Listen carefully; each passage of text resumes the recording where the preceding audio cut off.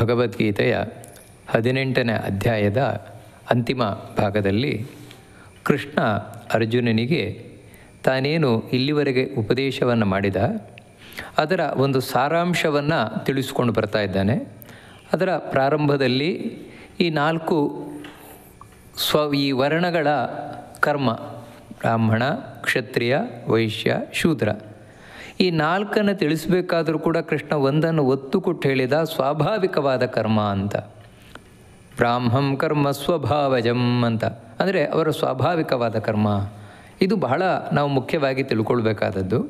ತಿಳಿಸ್ತಾ ಕಡೆಗೆ ಹೇಳಿದ, ಸ್ವೇ ಸ್ವೇ ಕರ್ಮಣ್ಯಭಿರತಃ ಸಂಸಿದ್ಧಿಂ ಲಭತೆ ನರಃ ಅಂತ ಹೇಳಿ, ತಮ್ಮ ತಮ್ಮ ಕರ್ಮದಲ್ಲಿ, ಅಂದರೆ ತಮ್ಮ ಸ್ವಾಭಾವಿಕವಾದ ಕರ್ಮ ಎಂದು ಏನು ಹೇಳಿದರು, ಅದರಲ್ಲಿ ಯಾರು ಆಸಕ್ತರಾಗಿರ್ತಾರೋ, ಅದರಲ್ಲಿ ಯಾರು ತೊಡಗಿಕೊಂಡಿರ್ತಾರೋ ಅಂತಹ ವ್ಯಕ್ತಿ ಸಂಸಿದ್ಧಿಯನ್ನು ಅಂತ ಹೇಳಿದ್ರೆ ಮೋಕ್ಷವನ್ನು ಪಡಿತಾನೆ, ಭಗವಂತನ ಪರಮಾನುಗ್ರಹವನ್ನು ಪಡಿತಾನೆ, ಈ ಸಂಸಾರದಿಂದ ಮುಕ್ತಿಯನ್ನು ಪಡಿತಾನೆ ಅಂತ ಕೃಷ್ಣ ತಿಳಿಸಿದ. ಈ ವಿಷಯದಲ್ಲಿ ನಾವು ಕೆಲವು ಬಹಳ ಸ್ಪಷ್ಟವಾಗಿ ತಿಳ್ಕೊಳ್ಬೇಕಾದ ವಿಚಾರಗಳಿದೆ. ಏನು ಅಂತ ಹೇಳಿದರೆ, ಹೌದು, ಇವಾಗ ಈ ಸ್ವಾಭಾವಿಕವಾದ ಕರ್ಮ ಅಂತ ಹೇಳುವಂಥದ್ದು ನಾವು ಹಿಂದೆ ನೋಡಿದಾಗೆ ಇದು ಹುಟ್ಟಿನಿಂದ ಬಂದದ್ದೇ ಹೊರತು ಯಾವುದೋ ಜಾತಿಗೆ ಹೊರಗೆ ನಾವು ಯಾವ ಜಾತಿಯನ್ನು ಹೇಳ್ತೇವೆ, ಇವನು ಬ್ರಾಹ್ಮಣ, ಇವನು ಕ್ಷತ್ರಿಯ, ವೈಶ್ಯ, ಶೂದ್ರ ಅಂತ, ಆ ರೀತಿ ಬಂದಿರುವಂಥದ್ದಲ್ಲ. ಇದು ಅದು ಜೀವನೊಳಗೆ ಇರುವಂಥದ್ದು, ಸ್ವಾಭಾವಿಕವಾಗಿ ಬಂದಿರುವುದು ಅಂತ.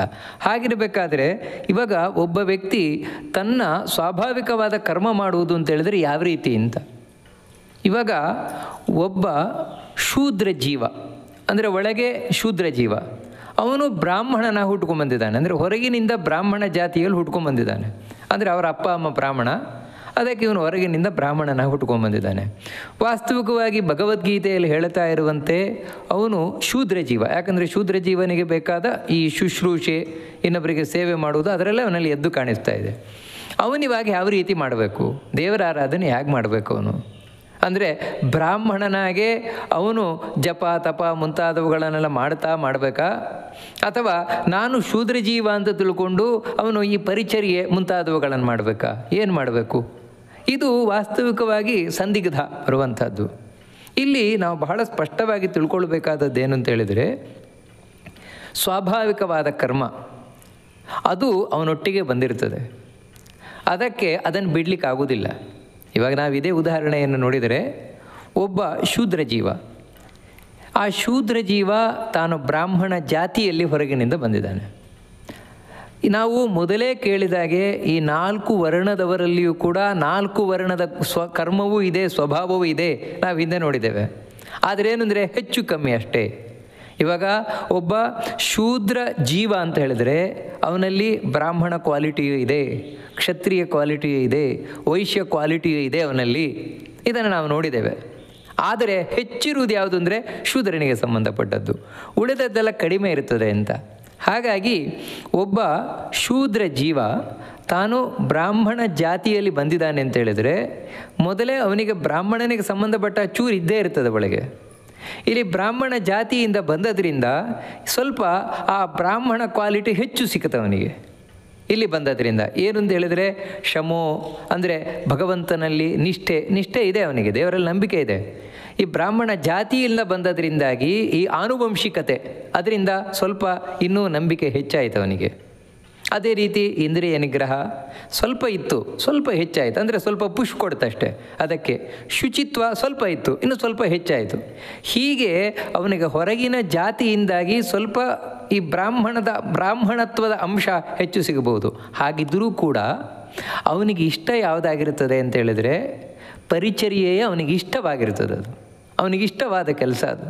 ಅಂದರೆ ಅದರಲ್ಲಿ ಅವನು ಎಷ್ಟು ಖುಷಿಯಿಂದ ತೊಡಗಿಕೊಳ್ತಾನೆ ಅಷ್ಟು ಬೇರೆ ಅದರಲ್ಲಿ ತೊಡಗಿಕೊಳ್ಳುವುದಿಲ್ಲ. ಅದಕ್ಕೆ ಒಬ್ಬ ಶೂದ್ರ ಜೀವ ತಾನು ಬ್ರಾಹ್ಮಣ ಜಾತಿಯಲ್ಲಿ ಬಂದರೆ ಹೇಗೆ ತಾನು ಸಾಧನೆಯನ್ನು ಮಾಡ್ತಾನೆ ಅಂತ ಹೇಳಿದರೆ, ಅಂದರೆ ಇದೆಲ್ಲ ಸಹಜವಾಗುವಂಥದ್ದು, ಇದು ಯಾರೋ ಬಲಾತ್ಕಾರದಿಂದಲ್ಲ.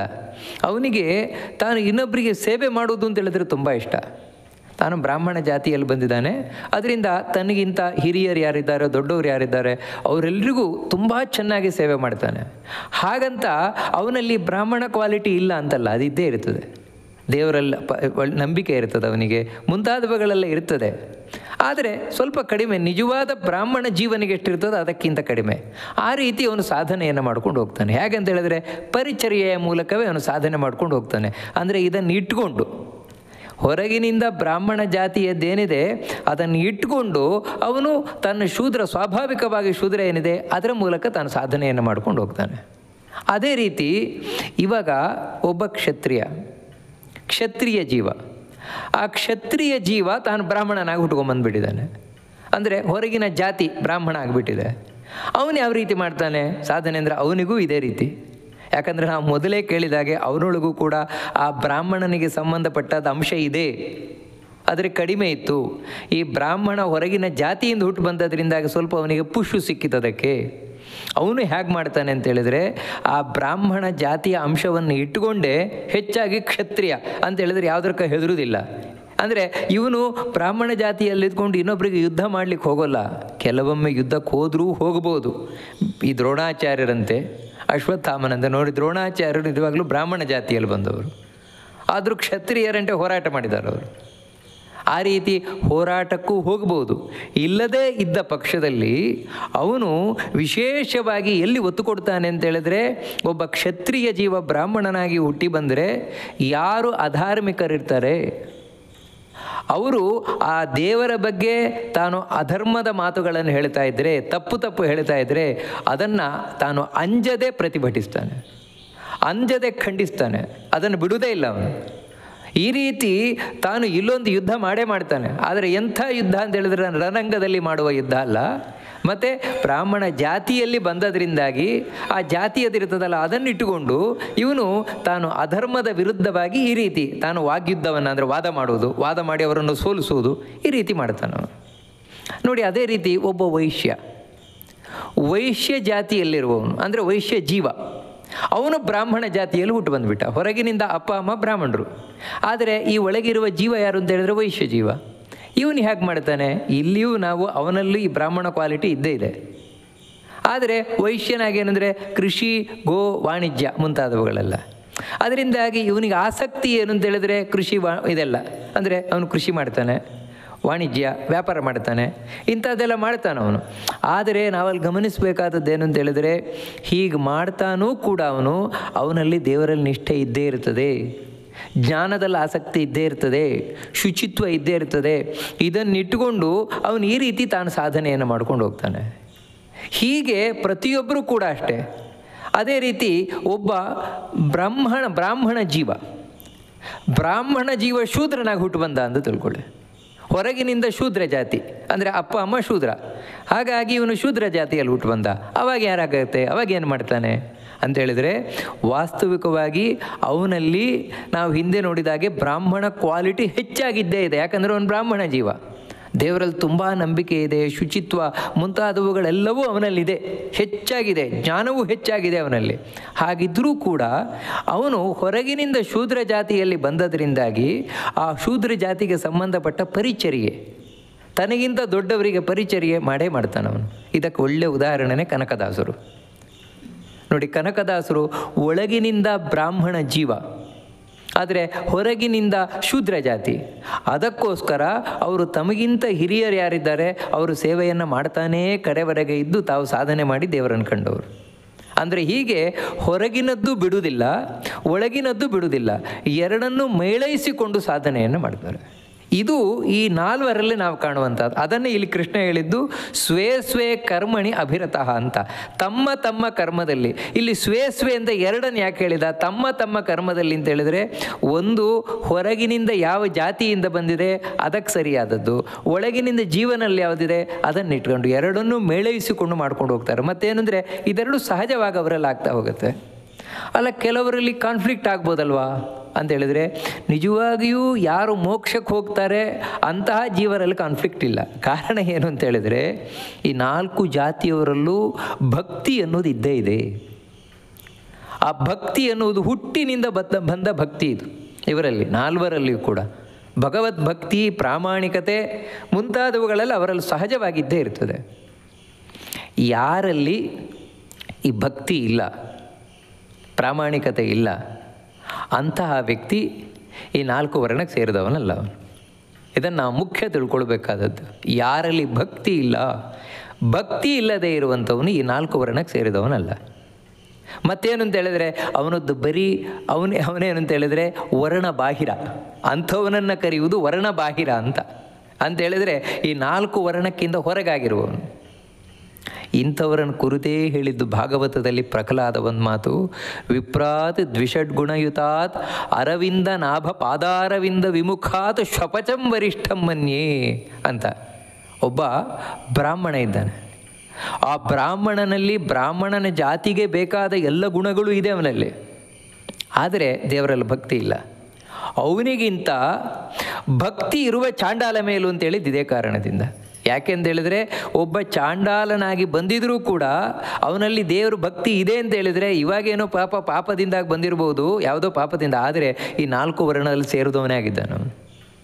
ಅದಕ್ಕೆ ಅವನಲ್ಲಿ ಭಕ್ತಿ ಇದೆ, ದೇವರಲ್ಲಿ ಭಕ್ತಿ ಇದೆ ಅವನಲ್ಲಿ. ಅದೇ ಈ ಬ್ರಾಹ್ಮಣ ಜಾತಿಯಲ್ಲಿ ಹುಟ್ಟು ಬಂದಿದ್ದಾನಲ್ವ, ಅಪ್ಪ ಅಮ್ಮ ಬ್ರಾಹ್ಮಣ, ಅದಕ್ಕೆ ಬ್ರಾಹ್ಮಣ ಜಾತಿಯಲ್ಲಿ ಬಂದಿದ್ದಾನಲ್ವ, ಅವನಲ್ಲಿ ಒಳಗೆ ಆ ಜೀವನಲ್ಲಿ ಈ ಯಾವುದೇ ಜಾತಿಯೂ ಇಲ್ಲ. ಈ ಬ್ರಾಹ್ಮಣ, ಕ್ಷತ್ರಿಯ, ವೈಶ್ಯ, ಶೂದ್ರ ಈ 4 ವರ್ಣಕ್ಕೂ ಸೇರಿಲ್ಲ. ಅದು ವರ್ಣ ಬಾಹಿರವಾದ ಜೀವ, ಅದು ಒಳಗಿದೆ. ಅದಕ್ಕೆ ದೇವರಲ್ಲಿ ಭಕ್ತಿ ಇಲ್ಲ. ವಿಶೇಷವಾಗಿ ವಿಷ್ಣುವಿನಲ್ಲಿ ಸರ್ವೋತ್ತಮ ಎನ್ನುವ ಭಕ್ತಿ ಇರುವುದು ಈ 4 ವರ್ಣದವರಿಗೆ ಮಾತ್ರ, ಅದಿಲ್ಲ ಅವನಲ್ಲಿ. ಅದಕ್ಕೋಸ್ಕರ ಅಂತಹ ವರ್ಣ ಬಾಹಿರನಾದ ಬ್ರಾಹ್ಮಣನಿಗಿಂತ ಈ 4 ವರ್ಣಕ್ಕೆ ಸೇರಿದ ಒಳಗಿನಿಂದ ಒಬ್ಬ ಚಾಂಡಾಲನೇ ಮೇಲು. ನೋಡಿ, ಅದನ್ನೆಲ್ಲ ಹೇಳುವಂಥದ್ದು. ಆ ಕಾರಣದಿಂದಾಗಿ ಈ 4 ವರ್ಣಗಳೇನಿದೆ ಅದು ಬಹಳ ಮುಖ್ಯವಾಗಿ ತಿಳ್ಕೊಳ್ಬೇಕಾದದ್ದು, ಅಲ್ಲಿ ಬೆಲೆ ಕೊಡಲೇಬೇಕಾದದ್ದು. ಭಕ್ತಿ ಅನ್ನೋದಿದೆ. ಒಬ್ಬರಿಗೆ ಏನೂ ಇಲ್ಲ, ಅಲ್ಲ ಬಂದಿದ್ದಾರೆ ಬ್ರಾಹ್ಮಣ ಜಾತಿಯಲ್ಲಿ ಬಂದಿದ್ದಾರೆ, ಆದರೆ ದೇವರಲ್ಲಿ ಭಕ್ತಿ ಇಲ್ಲ, ಏನಿಲ್ಲ. ಅಥವಾ ಬೇರೆಯವರು ಕೂಡ ಅಷ್ಟೇ. ಇವಾಗ ಶೂದ್ರ ಪರಿಚರ್ಯ ಎಲ್ಲ ಮಾಡ್ತಾನೆ, ಬೇಕಾದ ಹೆಲ್ಪ್ ಗಿಲ್ಪ್ ಎಲ್ಲ ಮಾಡ್ತಾನೆ, ದೇವ್ರಿಗಿರಿ ಕೇಳಬೇಡಿ ಅವನೇ, ದೇವರಲ್ಲಿ ಏನಿಲ್ಲ. ಮತ್ತು ಈಗ ಸಮಾಜ ಸೇವೆ ಹಾಗೆ ಮಾಡಿದರೂ ಕೂಡ ಈ 4 ವರ್ಣದಲ್ಲಿ ಸೇರೋಲ್ಲ. ಯಾಕಂದರೆ ಈ 4 ವರ್ಣಕ್ಕೆ ಸೇರುವವರಲ್ಲಿ ಭಕ್ತಿ ಕಡ್ಡಾಯವಾಗಿ ಇದ್ದೇ ಇರ್ತದೆ. ಇರಬೇಕು ಅಂತ ನಾವಲ್ಲಿ ಯಾವುದೇ ನಿರ್ಬಂಧ ಹೇರಲಿಕ್ಕಿಲ್ಲ, ಯಾಕಂದರೆ ಇದ್ದೇ ಇರ್ತದೆ ಆ ಜೀವದೊಳಗೆ. ಅದನ್ನೇ ಇಲ್ಲಿ ಕೃಷ್ಣ ಹೇಳ್ತಾ ಇರುವುದು. ಅಂದರೆ ಯಾರಲ್ಲಿ ಭಕ್ತಿ ಇಲ್ಲ ಅವರು ಸುದ್ದಿ ಇಲ್ಲಿ ಕೃಷ್ಣ ಮಾತಾಡಲಿಕ್ಕೆ ಹೋಗಲ್ಲ, ಯಾಕಂದರೆ ಅದು ವ್ಯರ್ಥ. ಇದು ಬಹಳ ಮುಖ್ಯವಾಗಿ ತಿಳ್ಕೊಳ್ಬೇಕಾದ. ಅದಕ್ಕೆ ಭಕ್ತಿ ಇದ್ದು ಈ 4 ವರ್ಣದವರು ಯಾವ ರೀತಿ ತಾವು ಸಿದ್ಧಿಯನ್ನು ಪಡಿತಾರೆ, ದೇವರನ್ನು ಪಡಿತಾರೆ, ಅದನ್ನು ನಾನು ಹೇಳ್ತೇನೆ ಅಂತ ಕೃಷ್ಣ ಹೇಳ್ತಾ, ಸ್ವಕರ್ಮ ನಿರತ ಸಿದ್ಧಿಂ ಯಥಾ ವಿಂದತಿ ತಶೃಣು. ತಮ್ಮ ಕರ್ಮದಲ್ಲಿ ನಿರತರಾದವರು. ಇಲ್ಲಿ ನಿರತರು ಅಂತ ಹೇಳಿದರೆ ಏನರ್ಥ ಅಂತ ಹೇಳಿದರೆ ನಿರಂತರವಾಗಿ ರತರಾದವರು, ಅಂದರೆ ಆಸಕ್ತಿ, ಖುಷಿ ಅವರಿಗೆ, ಕಷ್ಟದ ಕೆಲಸ ಅಲ್ಲ. ನೋಡಿ, ಅದಕ್ಕೋಸ್ಕರ ನಾವಿಲ್ಲಿ ತಿಳ್ಕೊಳ್ಬೇಕಾದದ್ದು ಅಂದರೆ ಈ 4 ವರ್ಣದಲ್ಲಿ ಬಂದವರು ಏನಿದ್ದಾರೆ, ನಿಜವಾಗ್ಲೂ ಈ 4 ಜಾತಿಯಲ್ಲಿ ಅಂದರೆ ಒಳಗಿನಿಂದ ಜೀವನಲ್ಲಿ ಅವನು ಯಾವತ್ತೂ ನಾನು ಬ್ರಾಹ್ಮಣನೇ ಆಗಬೇಕು ಅಂತ ಒದ್ದಾಡೋಲ್ಲ. ಇವಾಗೊಬ್ಬ ಶೂದ್ರ ಜೀವ ನಾನು ಬ್ರಾಹ್ಮಣ ಆಗಬೇಕು, ನಾನು ಬ್ರಾಹ್ಮಣರಾಗಿ ಮಾಡಬೇಕು, ಯಾವತ್ತೂ ಇಚ್ಛೆ ಪಡುವುದೇ ಇಲ್ಲ ಅವನು. ಕಾರಣ ಏನು ಅಂತ ಹೇಳಿದರೆ ಅವನಿಗೆ ಶೂದ್ರನಾಗಿ ಏನು ಹೇಳಿದೆ ಆ ಪರಿಚರ್ಯ ಅದು ಖುಷಿ ಅವನಿಗೆ, ದೇವರನ್ನು ಅದರಲ್ಲೇ ಕಾಣ್ತಾನೆ ಅವನು. ಹೊರತು ನಾನು ಬ್ರಾಹ್ಮಣ ಆಗಬೇಕು ಅಂತ ಯಾವತ್ತೂ ಇಚ್ಛೆ ಪಡೋಲ್ಲ. ಅದೇ ರೀತಿ ಒಬ್ಬ ಬ್ರಾಹ್ಮಣ ಜೀವ ಯಾವತ್ತೂ ಅಯ್ಯೋ ನಾನು ಬ್ರಾಹ್ಮಣನಾಗಿ ಯಾಕಾದರೂ ಹುಟ್ಕೊಂಬಂದನೋ ಅಂತ ಯಾವತ್ತೂ ಎಣಿಸುವುದೇ ಇಲ್ಲ. ಯಾಕಂತ ಹೇಳಿದ್ರೆ ಆ ಬ್ರಾಹ್ಮಣನಾಗಿ ಬಂದವನಿಗೆ ಎಲ್ಲ ಕಷ್ಟ ಅಲ್ಲವೇ ಇಲ್ಲ, ಖುಷಿಯಿಂದ ಮಾಡ್ಕೊಂಡು ಹೋಗ್ತಾನೆ ಅವನು. ದೇವರಲ್ಲಿ ಅಪಾರವಾದ ನಂಬಿಕೆ, ಇಂದ್ರಿಯ ನಿಗ್ರಹ, ಇವೆಲ್ಲ ಏನು ಅಂತ ಹೇಳಿದ್ರೆ ಅವನಿಗೆ ಸಹಜವಾಗಿರುತ್ತೆ. ಸಹಜವಾಗಿ ಇಲ್ಲದೇ ಇದ್ರೇ ಕಷ್ಟ ಆಗೋದು. ಅಯ್ಯೋ ಬ್ರಾಹ್ಮಣನಾಗಿ ಉಟ್ಕೊಂಬಂದ್ಬಿಟ್ಟಿದ್ದೇನೆ, ಅದು ತಿನ್ನಲಿಕ್ಕಿಲ್ಲ, ಇದು ತಿನ್ನಲಿಕ್ಕಿಲ್ಲ, ಅಲ್ಲಿಗೆ ಹೋಗ್ಲಿಕ್ಕಿಲ್ಲ, ಇಲ್ಲಿಗೆ ಹೋಗ್ಲಿಕ್ಕಿಲ್ಲ, ಅದು ಮಾಡಲಿಕ್ಕಿಲ್ಲ, ಏನು ಎಷ್ಟೆಲ್ಲ ರಿಸ್ಟ್ರಿಕ್ಷನ್ ಅಪ್ಪ. ಇದು ಯಾರಿಗೆ ಅಂತ ಹೇಳಿದ್ರೆ ಸಹಜವಾಗಿ ಬ್ರಾಹ್ಮಣನಲ್ಲದೆ ಇರುವವನಿಗೆ, ಕೇವಲ ಹೊರಗಿನಿಂದ ಬ್ರಾಹ್ಮಣ ಜಾತಿಯಲ್ಲಿ ಬಂದವನಿಗೆ. ಆದರೆ ಆ ಬ್ರಾಹ್ಮಣ ಜೀವ ಆಗಿದ್ದರೆ ಅವನಿದೆಲ್ಲ ಖುಷಿಯಿಂದ ಮಾಡ್ಕೊಂಡು ಹೋಗ್ತಾನೆ. ಅದಕ್ಕೆ ಇಲ್ಲಿ ನಿರತ ಅಂತ ಹೇಳಿದ್ದು. ಅವನು ಯಾವಾಗಲೂ ರಥ ಅಂತ ಹೇಳಿದ್ರೆ ಆಸಕ್ತಿ, ಇಂಟ್ರೆಸ್ಟಿಂದ ಮಾಡ್ಕೊಂಡು ಹೋಗ್ತಾನೆ. ಮಾಡ್ತಾ ಹೇಗೆ ಸಿದ್ಧಿ ಹೊಂದುತ್ತಾನೆ. ಸಿದ್ಧಿ ಅಂತ ಹೇಳಿದ್ರೆ ಜ್ಞಾನ ಪಡಿತಾನೆ ದೇವರದ್ದು. ದೇವರ ಜ್ಞಾನ ಪಡೆಯುವುದು 2 ರೀತಿ. ಒಂದೇನು ಅಂತ ಹೇಳಿದ್ರೆ ಥಿಯರಿಟಿಕಲ್ ನಾಲೆಜ್, ಇನ್ನೊಂದು ಪ್ರಾಕ್ಟಿಕಲ್ ನಾಲೆಜ್. ಅಂದರೆ ದೇವರನ್ನು ಮೊದಲು ನಾವು ಹೊರಗಿಂದ ಅರ್ಥ ಮಾಡ್ಕೊಳ್ಬೇಕು ಶಾಸ್ತ್ರದ ಮೂಲಕ. ಇಲ್ದಿದ್ರೆ ಒಂದೊಮ್ಮೆ ದೇವರ ಅನುಗ್ರಹ ಆಗಲಿಲ್ಲ ಅಂದರೆ ಹೊರಗಿಂದ ಶಾಸ್ತ್ರ ಓದಿ ಅರ್ಥ ಆಗೋಲ್ಲ. ಭಗವದ್ಗೀತೆ ಓದಿಯೂ ದೇವರ ಅರ್ಥ ಆಗಬೇಕು ಅಂತಿಲ್ಲ, ಮತ್ತು ತಪ್ಪೇ ಅರ್ಥ ಆಗ್ಬೋದು. ಭಗವದ್ಗೀತೆ ಓದಿಯೂ ಕೂಡ ಕೃಷ್ಣ ಯಾವ ಅರ್ಥದಲ್ಲಿ ಹೇಳಿದಾನ ಆ ಅರ್ಥ ನಮ್ಗೆ ಅರ್ಥ ಆಗಬೇಕು ಅಂತ ಹೇಳಿದರೆ ಕೃಷ್ಣನ ಅನುಗ್ರಹ ಆಗಬೇಕು. ಕೃಷ್ಣನ ಅನುಗ್ರಹ ಆಗಬೇಕು ಅಂತ ಹೇಳಿದ್ರೆ ಈ ರೀತಿ ತಮ್ಮ ಸ್ವಕರ್ಮದಲ್ಲಿ ನಿರತರಾಗಬೇಕು. ಆ ರೀತಿ ಆಗ್ತಾ ಅವನು ಜ್ಞಾನ ಪಡಿತಾನೆ. ಈ ಥಿಯರಿಟಿಕಲ್ ನಾಲೆಜ್ ಇದೇನು ಅಂತ ಹೇಳಿದ್ರೆ ಅವನಿಗೆ ಪ್ರಾಕ್ಟಿಕಲ್ ನಾಲೆಜ್ ತಂದು ಕೊಡುತ್ತದೆ. ಅದೇ ಅಪರೋಕ್ಷ ಜ್ಞಾನ ತಂದು ಕೊಡುತ್ತದೆ. ಅದು ಹೇಗೆ ನಾನು ಹೇಳ್ತೇನೆ ಕೇಳು ಅಂತ ಕೃಷ್ಣ ಅದನ್ನು ತಿಳಿಸ್ಕೊಂಡು ಹೋಗ್ತಾನೆ. ಯತಃ ಪ್ರವೃತ್ತಿರ್ಭೂತಾನ ಯೇನ ಸರ್ವಮಿದಂ ತತಂ ಸ್ವಕರ್ಮಣ ತಮಭ್ಯರ್ಚ್ಯ ಸಿದ್ಧಿಂ ವಿಂದತಿ ಮಾನವಃ. ಒಬ್ಬ ಮಾನವ ಅಂದರೆ ಈ ಜೀವ ಇಲ್ಲಿ ಹುಟ್ಟಿ ಬಂದಿರೋ ಇಲ್ಲಿ ಮಾನವ ಅಂತ ಯಾಕೆ ಹೇಳ್ತಾನೆ ಅಂತ ಹೇಳಿದರೆ, ಮನುಷ್ಯನಿಗೆ ಮಾತ್ರ ಇಂಥ ಸಾಧನೆಗೆ ಅವಕಾಶ ಇರುವಂಥದ್ದು. ಮನುಷ್ಯ ಜನ್ಮದಲ್ಲಿ ಮಾತ್ರ ಸಾಧನೆಗೆ ಅವಕಾಶ ಇದೆ. ಯಾಕಂತ ಹೇಳಿದ್ರೆ ಇವನಿಗೆ ಮನು ಅವಬೋಧನೆ ಅಂತೇಳಿದರೆ ತಿಳಿದುಕೊಳ್ಳುವ ಸಾಮರ್ಥ್ಯ ಇದೆ ಈ ಮನುಷ್ಯನಿಗೆ. ಬೇರೆ ಯಾವ ಜೀವರಾಶಿಗಳಿಗೂ ಒಂದು ಹೇಳಿದ ಅರ್ಥ ಆಗುವ ಸಾಧ್ಯತೆ ಇಲ್ಲ. ಅರ್ಥ ಆದರೂ ಒಂದು ಮಟ್ಟಿಗೆ ಮಾತ್ರ. ಇವಾಗ ಪ್ರಾಣಿಗಳಿಗೆ ಹೇಳಿದರೆ ಅರ್ಥ ಆಗತ್ತೆ. ನೀವು ಒಂದೊಮ್ಮೆ ಕಲಿಸಿದರೂ ಕೂಡ ಅವು ಕೆಲವೊಂದು ಪಾಠ ಮಾತ್ರ. ಹೇಳು, ಕೂರು, ತಿನ್ನು, ಅದು ಮಾಡು, ಇದು ಮಾಡು, ಹೊರತು ಆ ಭಗವದ್ಗೀತೆ ಹೇಳ್ತೇನೆ ಅರ್ಥ ಮಾಡ್ಕೋ, ಅರ್ಥ ಆಗಲ್ಲ ಅವುಗಳಿಗೆ. ಮಹಾಭಾರತ ಅರ್ಥ ಮಾಡ್ಕೋ, ಅರ್ಥ ಆಗಲ್ಲ. ಯಾಕೆ ಅಂತ ಹೇಳಿದ್ರೆ ಅಷ್ಟು ಅರ್ಥ ಮಾಡಿಕೊಳ್ಳುವ ತಾಕತ್ತಿಲ್ಲ ಅವುಗಳಿಗೆ.